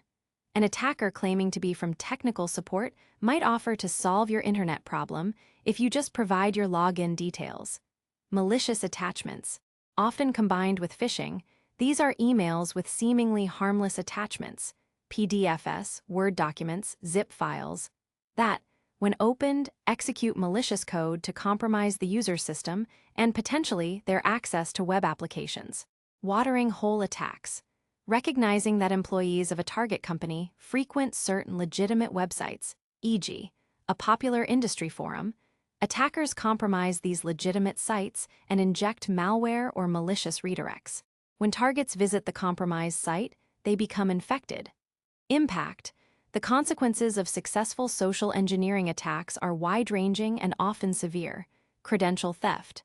The most common outcome, leading to account takeover on web applications. Malware installation, leading to ransomware, spyware, or remote access Trojans, RATs, that compromise entire systems. Unauthorized access, gaining entry to sensitive systems or data. Financial fraud, direct transfer of funds or unauthorized purchases. Reputational damage, for both the victim and the impersonated entity. Anecdote. The Target data breach, 2013, a social engineering foot in the door. While the notorious Target data breach was complex, it famously began with social engineering. Attackers gained access to Target's network by first compromising a third-party HVAC vendor. The vendor received a phishing email that appeared legitimate. An employee, falling for the deception, clicked a link or opened an attachment, which allowed the attackers to install malware.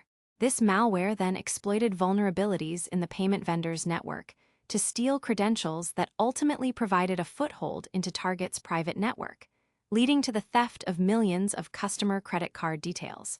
This case serves as a stark reminder that the human element is often the initial entry point, even for highly sophisticated and damaging cyberattacks. Countermeasures against social engineering. Since social engineering attacks target people, the defenses must primarily focus on education and awareness. Security awareness training. Regular, comprehensive training for all employees and users about phishing, pretexting, and other social engineering tactics.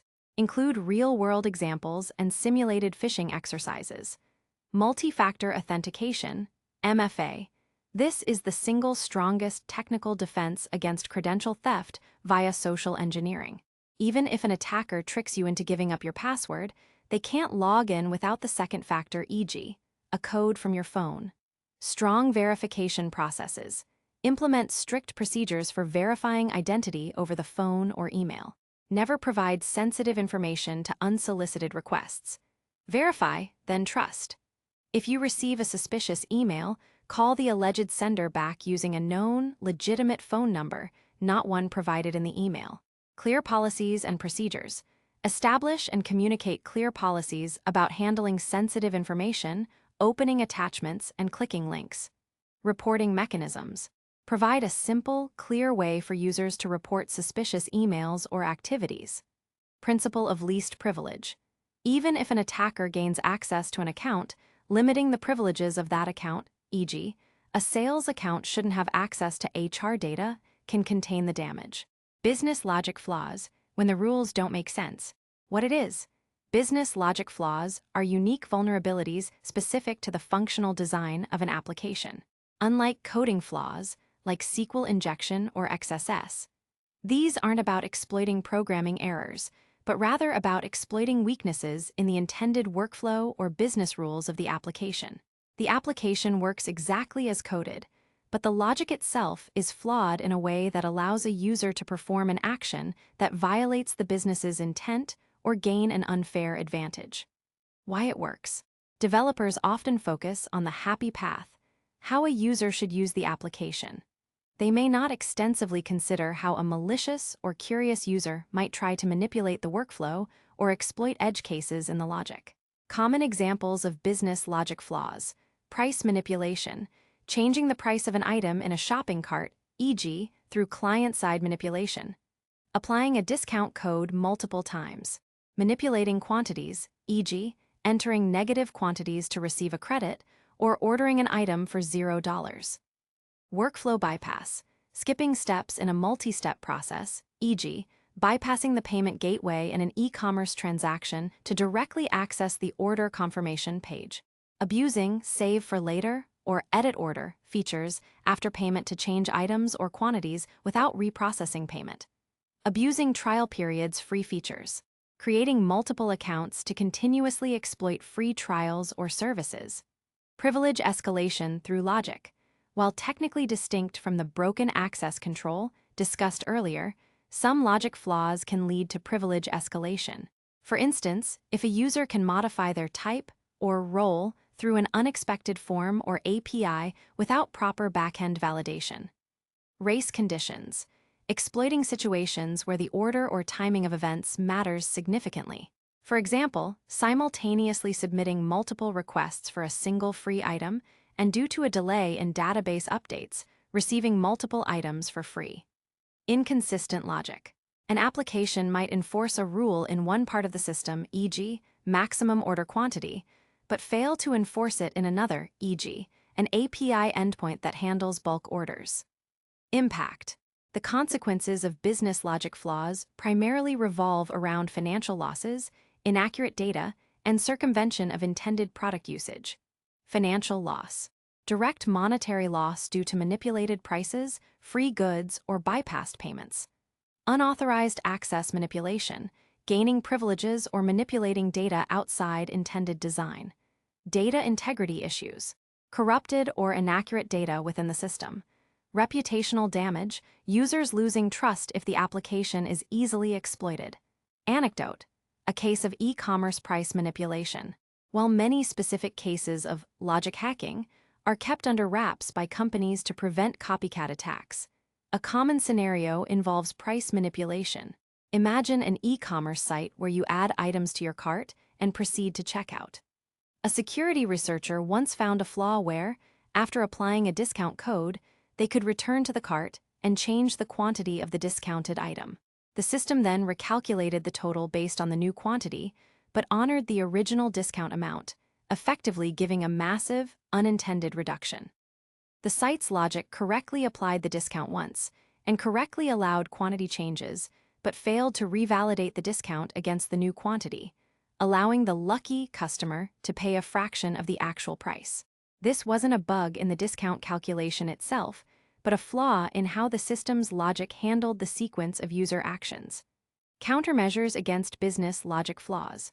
Detecting and preventing business logic flaws is challenging because they require deep understanding of the application's unique features and how an attacker might subvert them.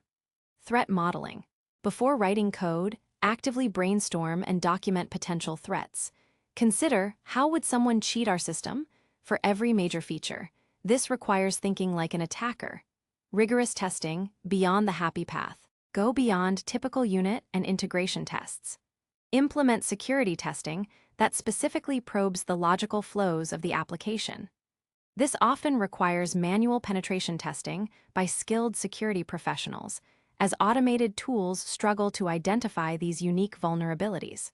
Comprehensive input validation, revisited.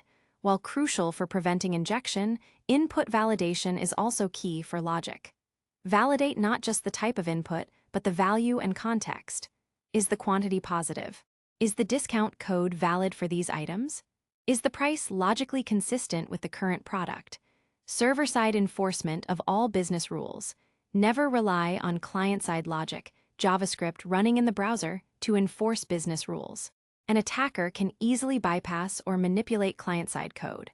All critical business logic validation must happen on the server. Auditable logging.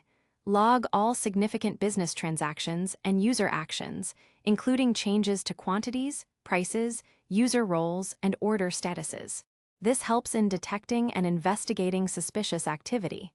Assume breach mentality. Design your application as if an attacker will try to abuse its logic. How can you then detect, contain, and recover from such abuse? Summary. The unseen attack points. Social engineering and business logic flaws remind us that securing web applications is not solely a technical challenge. It's also a human and design challenge. Social engineering bypasses technical controls by manipulating people, while business logic flaws exploit the assumptions and sequences built into the application's functional design. Addressing these subtle vulnerabilities requires a proactive, adversarial mindset, continuous security awareness training for users, and a deep, critical review of an application's workflows and rules.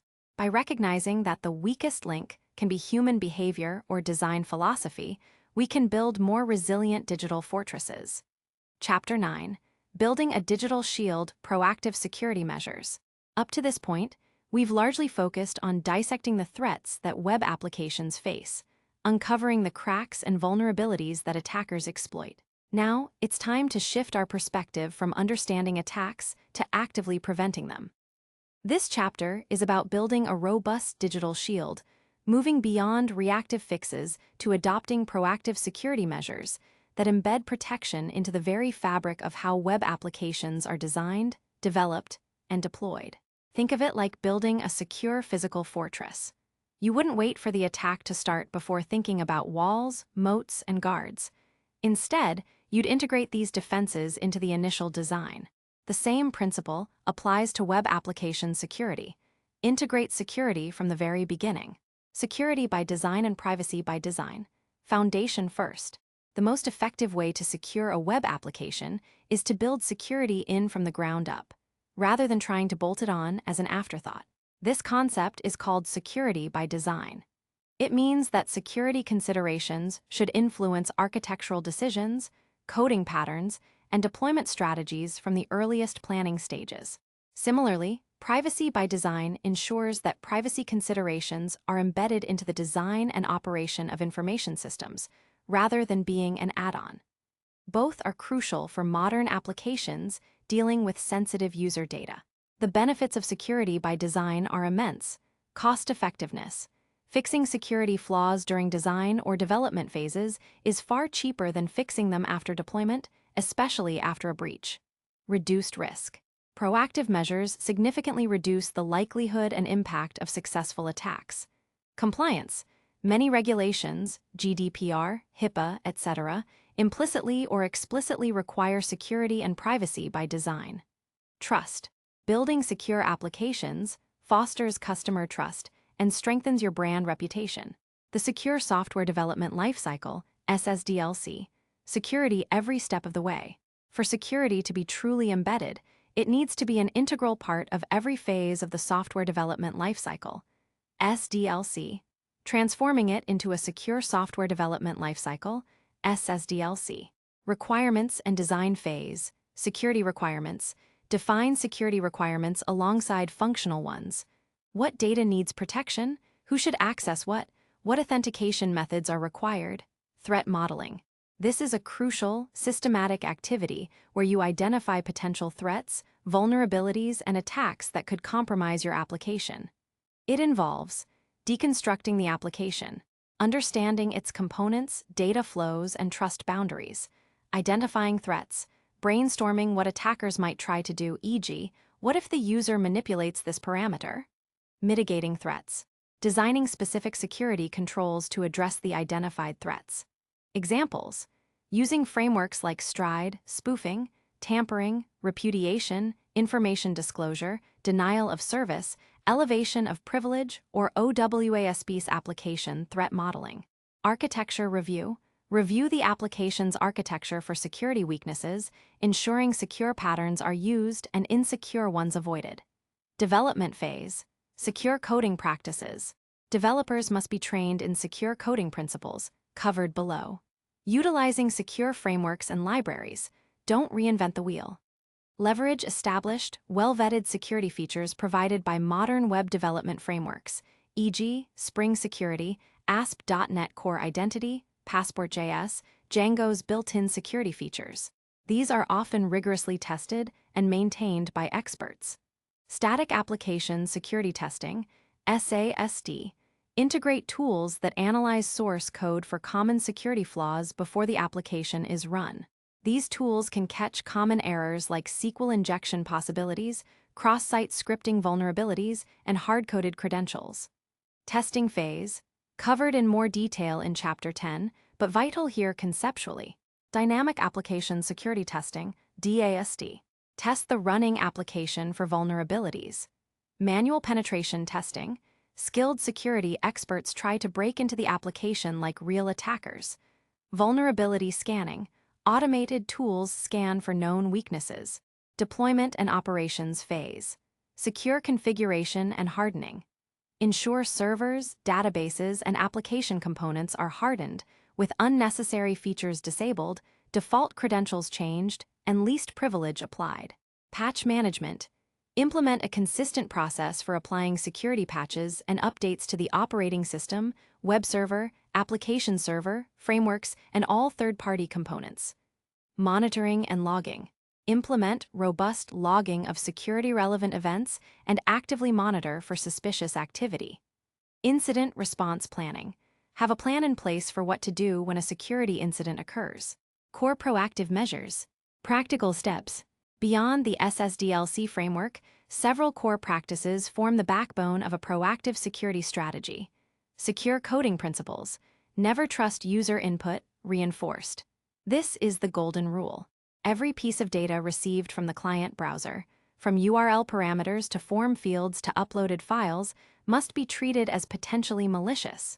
This leads to strict input validation. Validate input on the server side to ensure it conforms to expected formats, types, and lengths. Use a whitelist approach, allow only what is known to be safe, rather than a blacklist, block what is known to be bad. Output encoding escaping. Before displaying or using user-supplied data in HTML, JavaScript, or URLs, ensure it is properly encoded or escaped for its specific context. This prevents XSS and other rendering-based attacks. Principle of least privilege.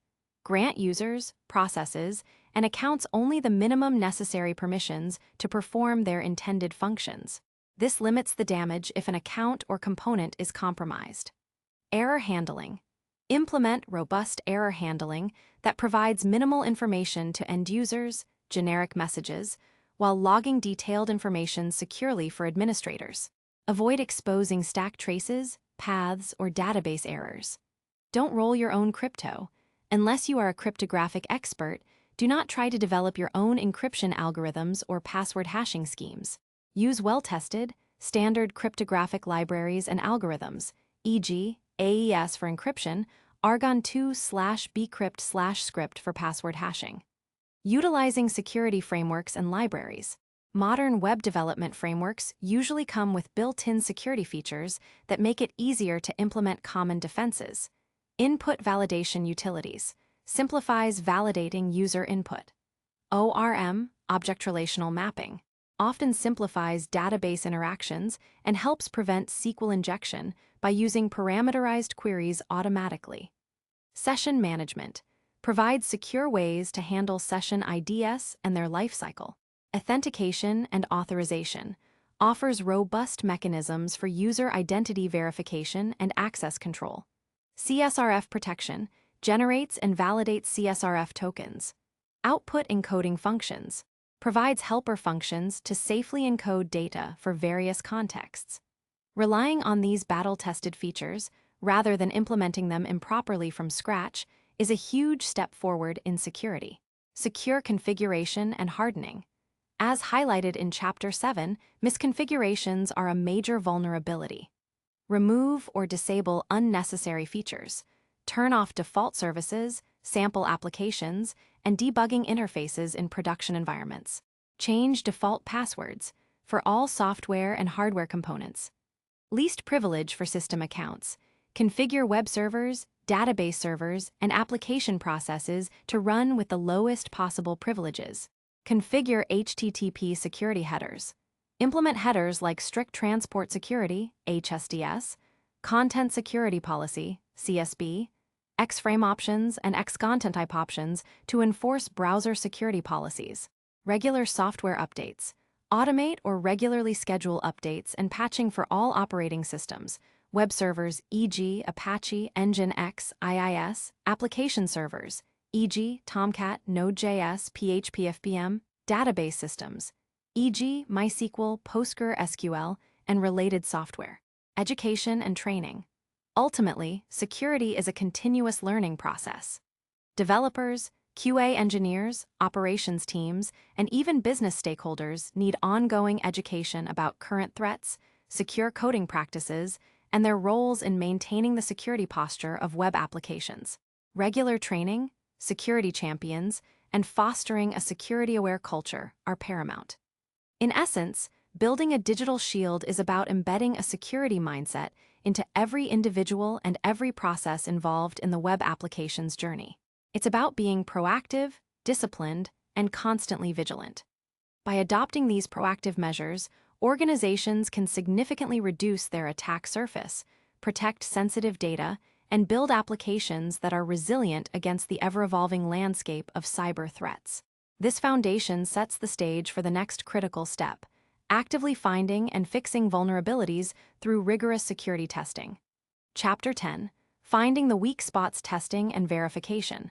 We've now explored the essential proactive measures required to build a secure web application, emphasizing security by design and integrating defenses throughout the development lifecycle. But here's a critical truth: no matter how skilled the architects or diligent the builders, flaws can creep in. Complex systems, human error, evolving threats, and even simple oversight can leave cracks in the digital shield. This is where security testing and verification come into play. Think of it like building a physical fortress. A master builder might design robust walls, strong gates, and strategic watchtowers. But before declaring it impenetrable, you'd want to thoroughly inspect every brick, test every hinge, and perhaps even hire a team to try to find hidden passages or weaknesses. Security testing is the digital equivalent of that rigorous inspection, actively seeking out vulnerabilities before malicious attackers do. Why test? The inevitable pursuit of flaws. Security testing is not a luxury. It's an absolute necessity for several key reasons. Complexity. Modern web applications are incredibly complex, composed of thousands, even millions, of lines of code, interconnected systems, and numerous third-party components.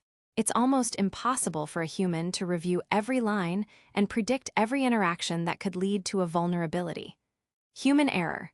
Developers, like all people, make mistakes. Even with the best intentions and training, a misplaced line of code or a misunderstood security concept can introduce a critical flaw. Evolving threats.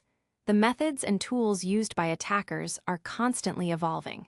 New vulnerabilities are discovered daily, and what was considered secure yesterday might not be secure tomorrow. Assumptions versus reality. What seems secure in design might not be in practice due to deployment misconfigurations or unexpected interactions between different components. Compliance. Many industry standards and regulations, e.g., PCI DSS, HIPAA, GDPR, mandate regular security testing and vulnerability assessments. Security testing provides critical feedback, identifying weaknesses early in the development process when they are cheapest to fix or confirming their existence in deployed systems. Types of security testing. A multi-layered approach. No single testing methodology can catch every vulnerability. A comprehensive security testing strategy involves a combination of automated tools and human expertise, applied at different stages of the application lifecycle. Static Application Security Testing, SAST. What it is, often called white box testing, SAST analyzes the application's source code, bytecode, or binaries without executing the application. It's like reviewing the blueprints of a building for structural weaknesses before any construction begins. How it works. SAST tools scan for known vulnerability patterns, common coding errors, e.g., potential SQL injection points, XSS vulnerabilities, hard-coded credentials, insecure crypto usage, and compliance with secure coding standards. They point to the exact line of code where the potential issue lies. When where? SAST is best performed early and continuously during the development phase, integrated into developers' integrated development environments, IDEs, or as part of continuous integration, continuous delivery, CI/CD pipelines. Pros: finds vulnerabilities early, provides precise location for remediation, can cover 100% of the codebase, good for common coding flaws. Cons: can generate a high number of false positives, reporting potential issues that aren't real vulnerabilities. Struggles with configuration-related issues or vulnerabilities that only manifest at runtime or involve complex business logic. Dynamic Application Security Testing, DAST. What it is, known as black box testing, DAST analyzes the running application from the outside by simulating attacks against its accessible interfaces. like HTTP requests to forms, APIs, and URLs. It doesn't see the source code. It interacts with the application like an attacker or a legitimate user. How it works. DAST tools feed various malicious inputs to the application and analyze the responses for signs of vulnerabilities, e.g., error messages indicating SQL injection, unexpected redirects, or altered pages indicating XSS. Whenware, typically performed after development, in staging or pre-production environments, or even against live production systems. Pros. Finds actual exploitable vulnerabilities, effectively detects common web application issues, injection, XSS, insecure headers, identifies runtime configuration problems, and can test third-party components that SAST might not see. Cons. Cannot pinpoint the exact line of code, might miss vulnerabilities in areas not covered by its crawling, can be slower than SAST, and may have false negatives, missing actual vulnerabilities. Interactive Application Security Testing, IAST. What it is. IAST combines elements of both SAST and DAST. It works by instrumenting the application, deploying agents or sensors within the running application, to monitor code execution and data flows during normal functional testing or DAST scans. How it works. When a test, manual or automated, triggers a potential vulnerability like a parameter being passed unsafely to a database query, the IAST agent observes this interaction from within the application, accurately pinpointing the code location and confirming if it's a real vulnerability. Where, during QA and functional testing stages, as it leverages existing test cases. Pros.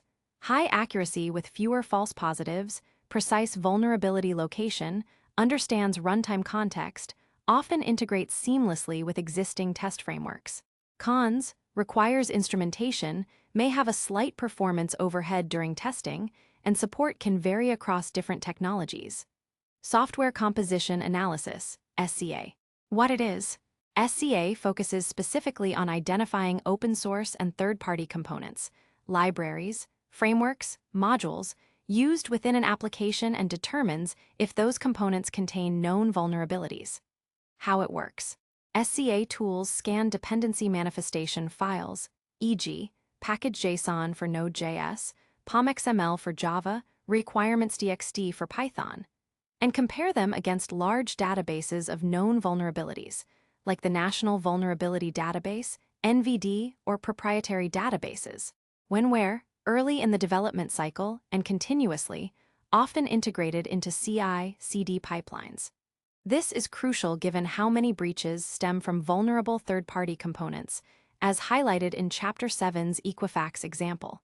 Pros. Highly automated, excellent for managing third-party risk, crucial for compliance. Cons. Only identifies vulnerabilities in third-party components, not in custom application code. Manual penetration testing, pen testing. What it is.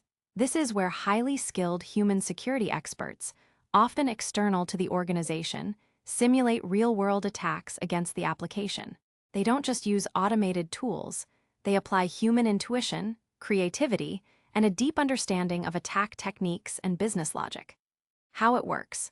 Pen testers combine various tools with their experience to probe for vulnerabilities, chain multiple weaknesses together, and attempt to exploit them in ways automated scanners cannot. They often try to bypass security controls, escalate privileges, and find design flaws or business logic vulnerabilities, e.g., trying to manipulate a shopping cart price effectively. Where. Typically performed at key milestones, such as before major releases, after significant architectural changes, or annually. Pros. Uncovers complex, logical vulnerabilities, e.g., business logic flaws, unique access control bypasses, chained exploits that automated tools miss. Provides real-world context on exploitability, offers actionable remediation advice. Cons. Expensive, time-consuming, provides only a snapshot of security at that moment, and its effectiveness heavily depends on the skill and scope of the testers. Vulnerability scanning, infrastructure and network. While not strictly web application testing, infrastructure vulnerability scanning is a crucial complementary activity. These tools, like Nessus, Qualys, Scan servers, networks, and configured devices for known security weaknesses, missing patches, and misconfigurations that could indirectly impact the web application, e.g., an unpatched operating system running the web server. Bug bounty programs. What it is? A contemporary approach where organizations invite ethical hackers and security researchers from the public to find vulnerabilities in their systems in exchange for monetary rewards, bounties. How it works? Companies provide scope and rules of engagement, and researchers submit vulnerability reports to a platform. If validated, a bounty is paid. When where? Typically an ongoing, continuous process, operating on the live production environment. Pros: leverages the collective intelligence of a global community of security experts, often uncovers novel and critical vulnerabilities, can be highly cost-effective for continuous security assurance, helps build goodwill with the security community. Cons: requires internal resources to manage the program and triage submissions, can have duplicate findings, and requires clear communication with researchers. Integrating security testing. The DevSecOps approach. The modern approach to security testing emphasizes shifting left, integrating security activities as early as possible into the development pipeline. This DevSecOps mindset advocates for automation, automating SAST, DAST, and SCA through CI/CD pipelines, allowing developers to get immediate feedback on security issues. Continuous testing. Moving away from one-off, Big Bang security audits to a model of continuous testing and monitoring. Developer empowerment, providing developers with the tools and training to easily find and fix security issues themselves. Summary. Layers of assurance. Securing web applications is an ongoing journey that requires continuous vigilance. Despite the best intentions and proactive defense mechanisms, vulnerabilities will invariably exist. Therefore, a multi-layered security testing strategy is essential. No single tool or methodology is a silver bullet. Combining automated testing, SAST, DAST, SCA, for efficiency and coverage with the invaluable insights of human penetration testers and bug bounty programs provides the most comprehensive assurance. By actively and continuously searching for weak spots, you can mend them before they are exploited, further strengthening your digital fortress against the ever-present tide of cyber threats. Chapter 11. The Always-On Battle Monitoring, Incident Response, and Continuous Improvement. Throughout this book, we've dissected the threats to web applications and explored various layers of defense, from fundamental architectural choices to proactive testing. You now understand the importance of building a secure digital fortress from the ground up and how to rigorously test its walls for weaknesses. However, there's a vital, often overlooked, truth in the world of cybersecurity. No system is 100% secure 100% of the time. Attacks are inevitable. Even the most diligently secured applications can fall victim to determined adversaries, zero-day vulnerabilities, unknown flaws, or human error. This doesn't mean our efforts are in vain. It means that security is not a one-time project. It's an always-on battle, a continuous process of vigilance, adaptation, and improvement. This chapter focuses on what happens after deployment. How to continuously watch over your application, monitoring, what to do when something goes wrong, incident response, and how to learn from every experience to become even stronger, continuous improvement. Security monitoring, the digital watchtowers. Imagine a fortress with solid walls and trained guards, but no one on watch. An intruder could eventually find a way in, and by the time you realize it, the damage might be done. In the digital world, security monitoring serves as your watchtowers and patrols, scanning for suspicious activity, unusual patterns, and signs of trouble. Its primary goal is early detection, which is crucial for minimizing the damage and cost of a security incident. What to monitor? Effective monitoring involves gathering and analyzing data from various points within and around your web application. Application logs, these are records of everything happening within your application. Look for login attempts, both successes and failures, especially multiple failures from unusual locations. Administrator actions, changes to user permissions, configuration updates. Access to sensitive data or features. unusual error messages, or unexpected crashes. Web server logs. These logs capture details about every request made to your web server. They can reveal attempts to access non-existent pages or directories, HTTP request anomalies, like unusually long or malformed URLs that might indicate an attack attempt, suspicious IP addresses or user agents, database logs. These track interactions with your database and can highlight unauthorized queries or commands, excessive data retrieval or modification, privilege escalation attempts, operating system logs. The underlying server's logs provide insights into system health and security events, unexpected process startups or shutdowns, unusual file system access, attempts to gain root or administrator privileges. Network traffic. Monitoring network activity can expose unusual traffic patterns or spikes, communication with known malicious IP addresses, attempts at data exfiltration, large amounts of data leaving your network. User and Entity Behavior Analytics, UEBA. More advanced systems use AI and machine learning to establish a baseline of normal user behavior. They then alert on deviations from this norm, such as an employee accessing files they rarely interact with or logging in from an unfamiliar country at 3 a.m. How to monitor? Collecting vast amounts of log data is only the first step. The real value comes from making sense of it. Centralized logging. Send all log data from various sources, application, web server, database, OS, to a central location. This makes it easier to analyze and impossible for an attacker to tamper with individual logs without detection. Security Information and Event Management, SIEM, systems. These powerful platforms ingest and correlate log data from diverse sources, apply rules to identify suspicious activity, and generate alerts. They act as your central command center for threat detection. Intrusion Detection Prevention Systems, IDS/IPS. These systems actively monitor network traffic IDS or host activities, IPS, for signatures of known attacks or suspicious behavior. IPS can even block detected attacks in real time. Real-time alerting. Configure alerts for critical security events.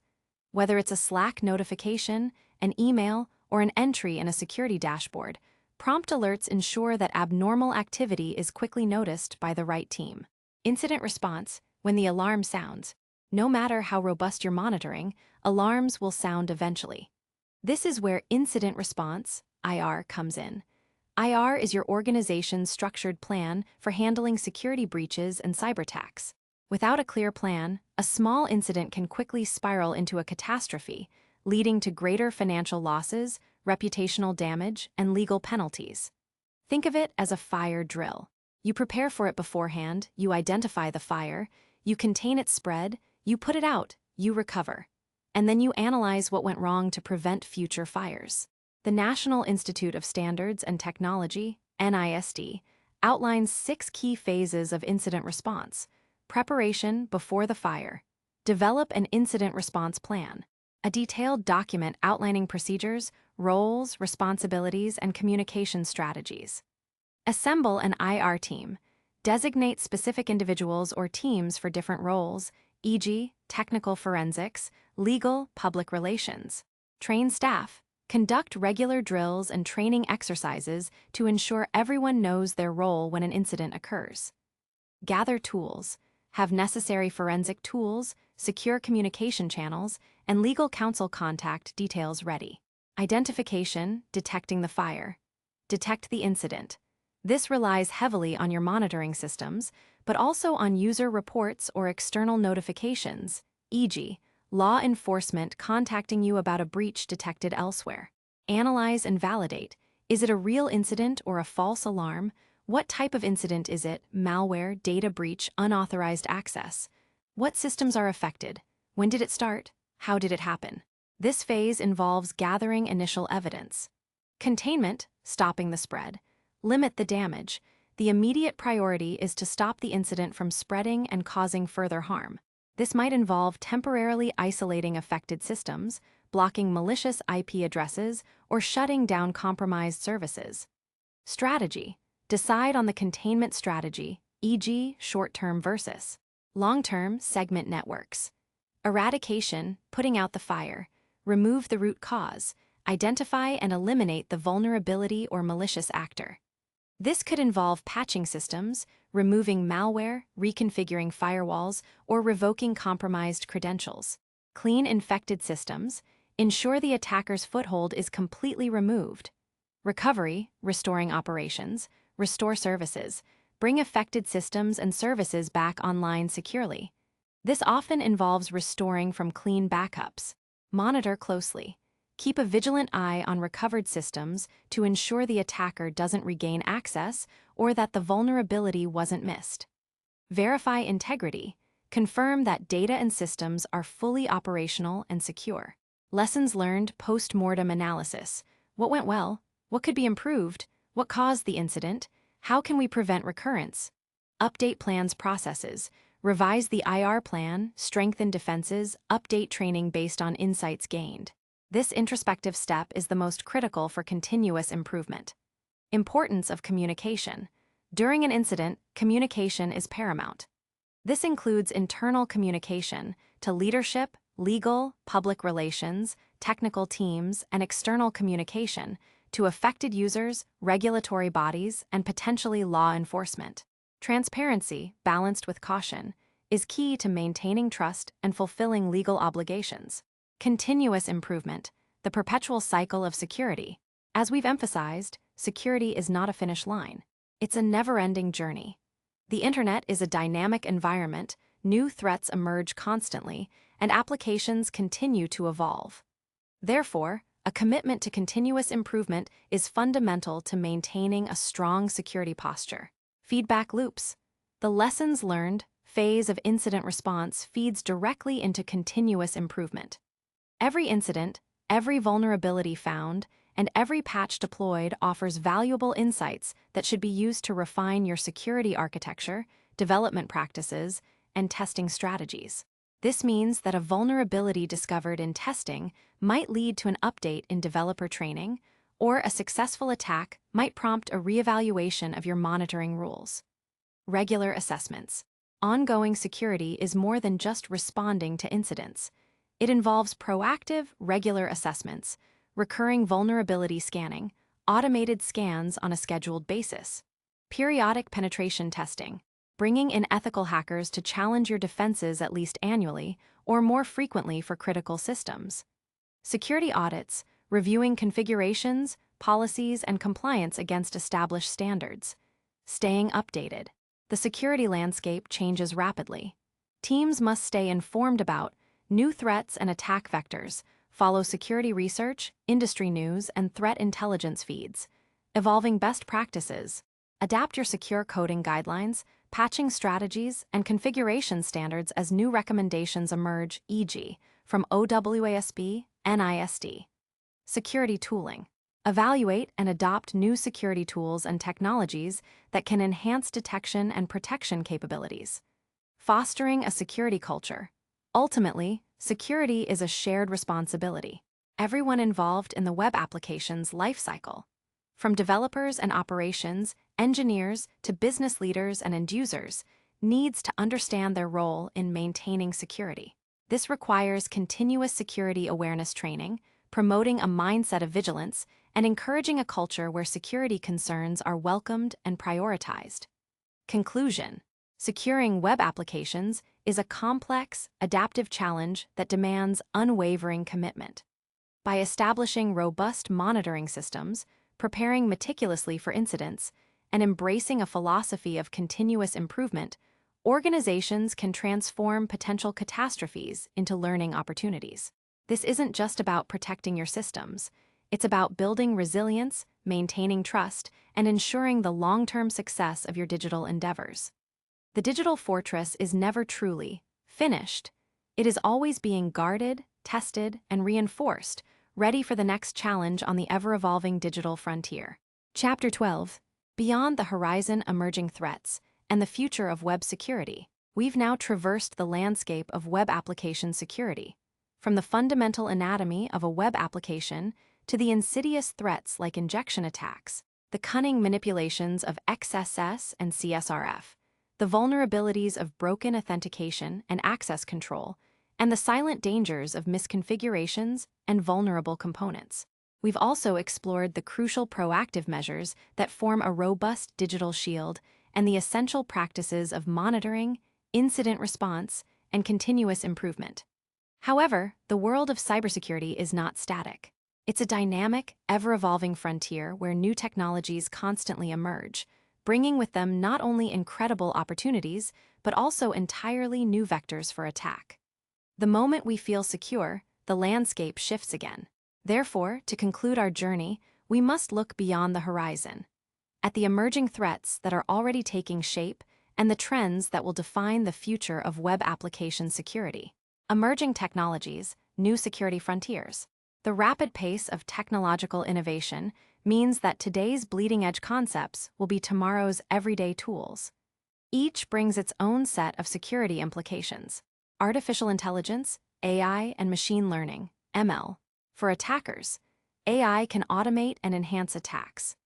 Imagine AI-powered phishing emails that perfectly mimic human language and context, deepfake audio-video for sophisticated social engineering, or AI-driven vulnerability discovery that quickly finds weaknesses in complex code.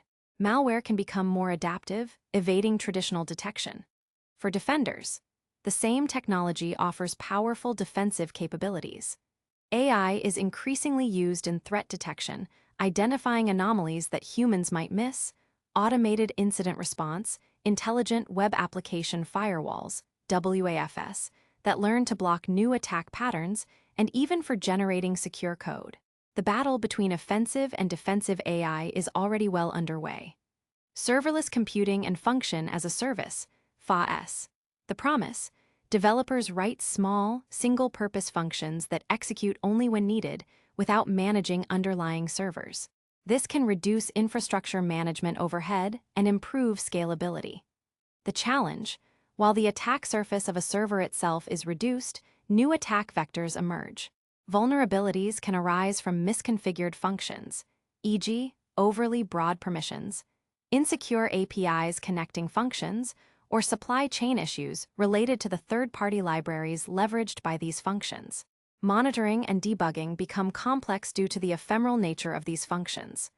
Web3, blockchain, and decentralized applications, DApps. The vision: decentralized internet built on blockchain technology, promising transparency, immutability, and enhanced user control over data and identity. The reality, security-wise: this is a new frontier with significant and unique risks.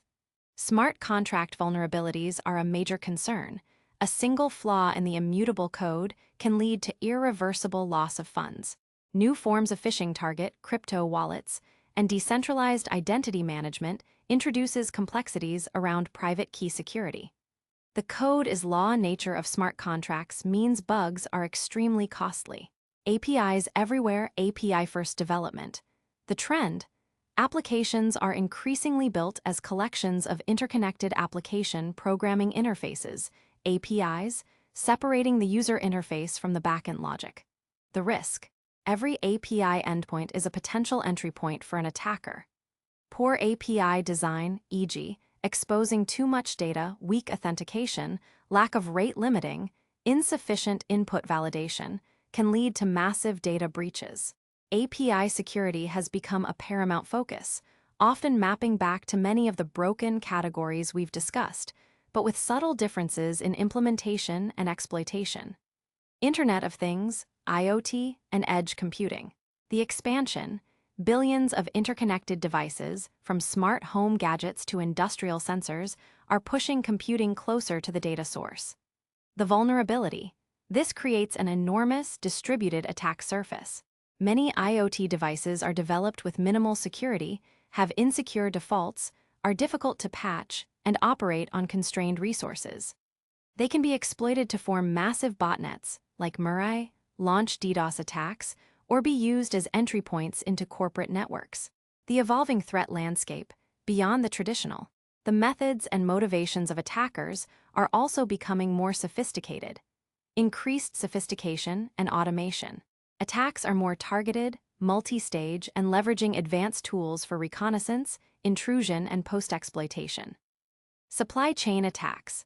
Attackers increasingly target the software supply chain, e.g., compromising a software vendor, injecting malicious code into an open-source library, or exploiting a build tool to infect multiple downstream victims at once. The SolarWinds attack demonstrated the devastating potential of this vector. Ransomware evolution. Ransomware continues to evolve, moving beyond simple encryption to double extortion, stealing data and encrypting it, and even triple extortion, also using DDoS attacks. Ransomware as a service models lower the barrier to entry for cybercriminals. State-sponsored hacking. Geopolitical tensions fuel sophisticated, well-funded state-sponsored attacks aimed at espionage, critical infrastructure disruption, or intellectual property theft. Data as the new oil.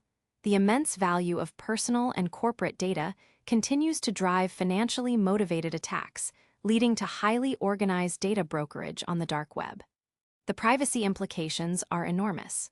The future of defense, building resilience. Facing this evolving threat landscape and the emergence of new technologies, the future of web security defense will focus on several key trends. Intelligent automation and orchestration. Security teams are stretched thin. Automated security testing, compliance checks, and orchestrated incident response playbooks will become even more critical to defend at scale. Zero trust architecture. The principle of never trust, always verify will become even more pervasive. This means verifying every user, every device, and every application connection, regardless of location, assuming breach is always a possibility. Deepening DevSecOps and shift left. Integrating security even more tightly into every phase of the CI/CD pipeline, empowering developers with the tools and knowledge to fix vulnerabilities as they write code, making security an inherent part of software quality. Cyber resilience. It's no longer just about preventing attacks, but about the ability to quickly detect, respond to, and recover from successful attacks with minimal disruption. This includes robust backup strategies, disaster recovery plans, and comprehensive incident response capabilities. Threat intelligence and collaboration.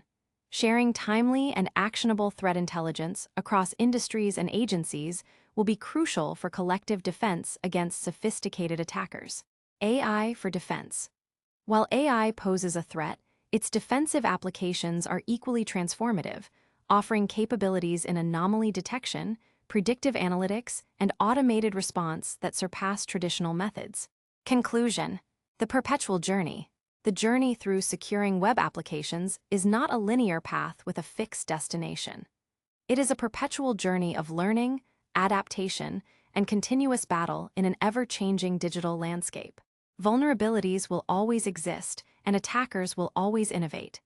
Yet, this reality should not lead to despair, but to empowerment.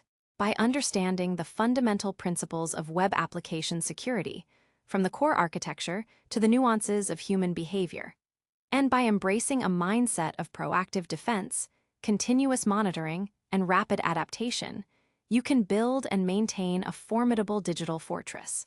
Your role in this goes beyond simply understanding the threats. It extends to advocating for security by design, fostering a security-aware culture, demanding robust testing, and ensuring that security is a non-negotiable priority in every web application you interact with, develop, or manage. The future of online security depends on this collective vigilance.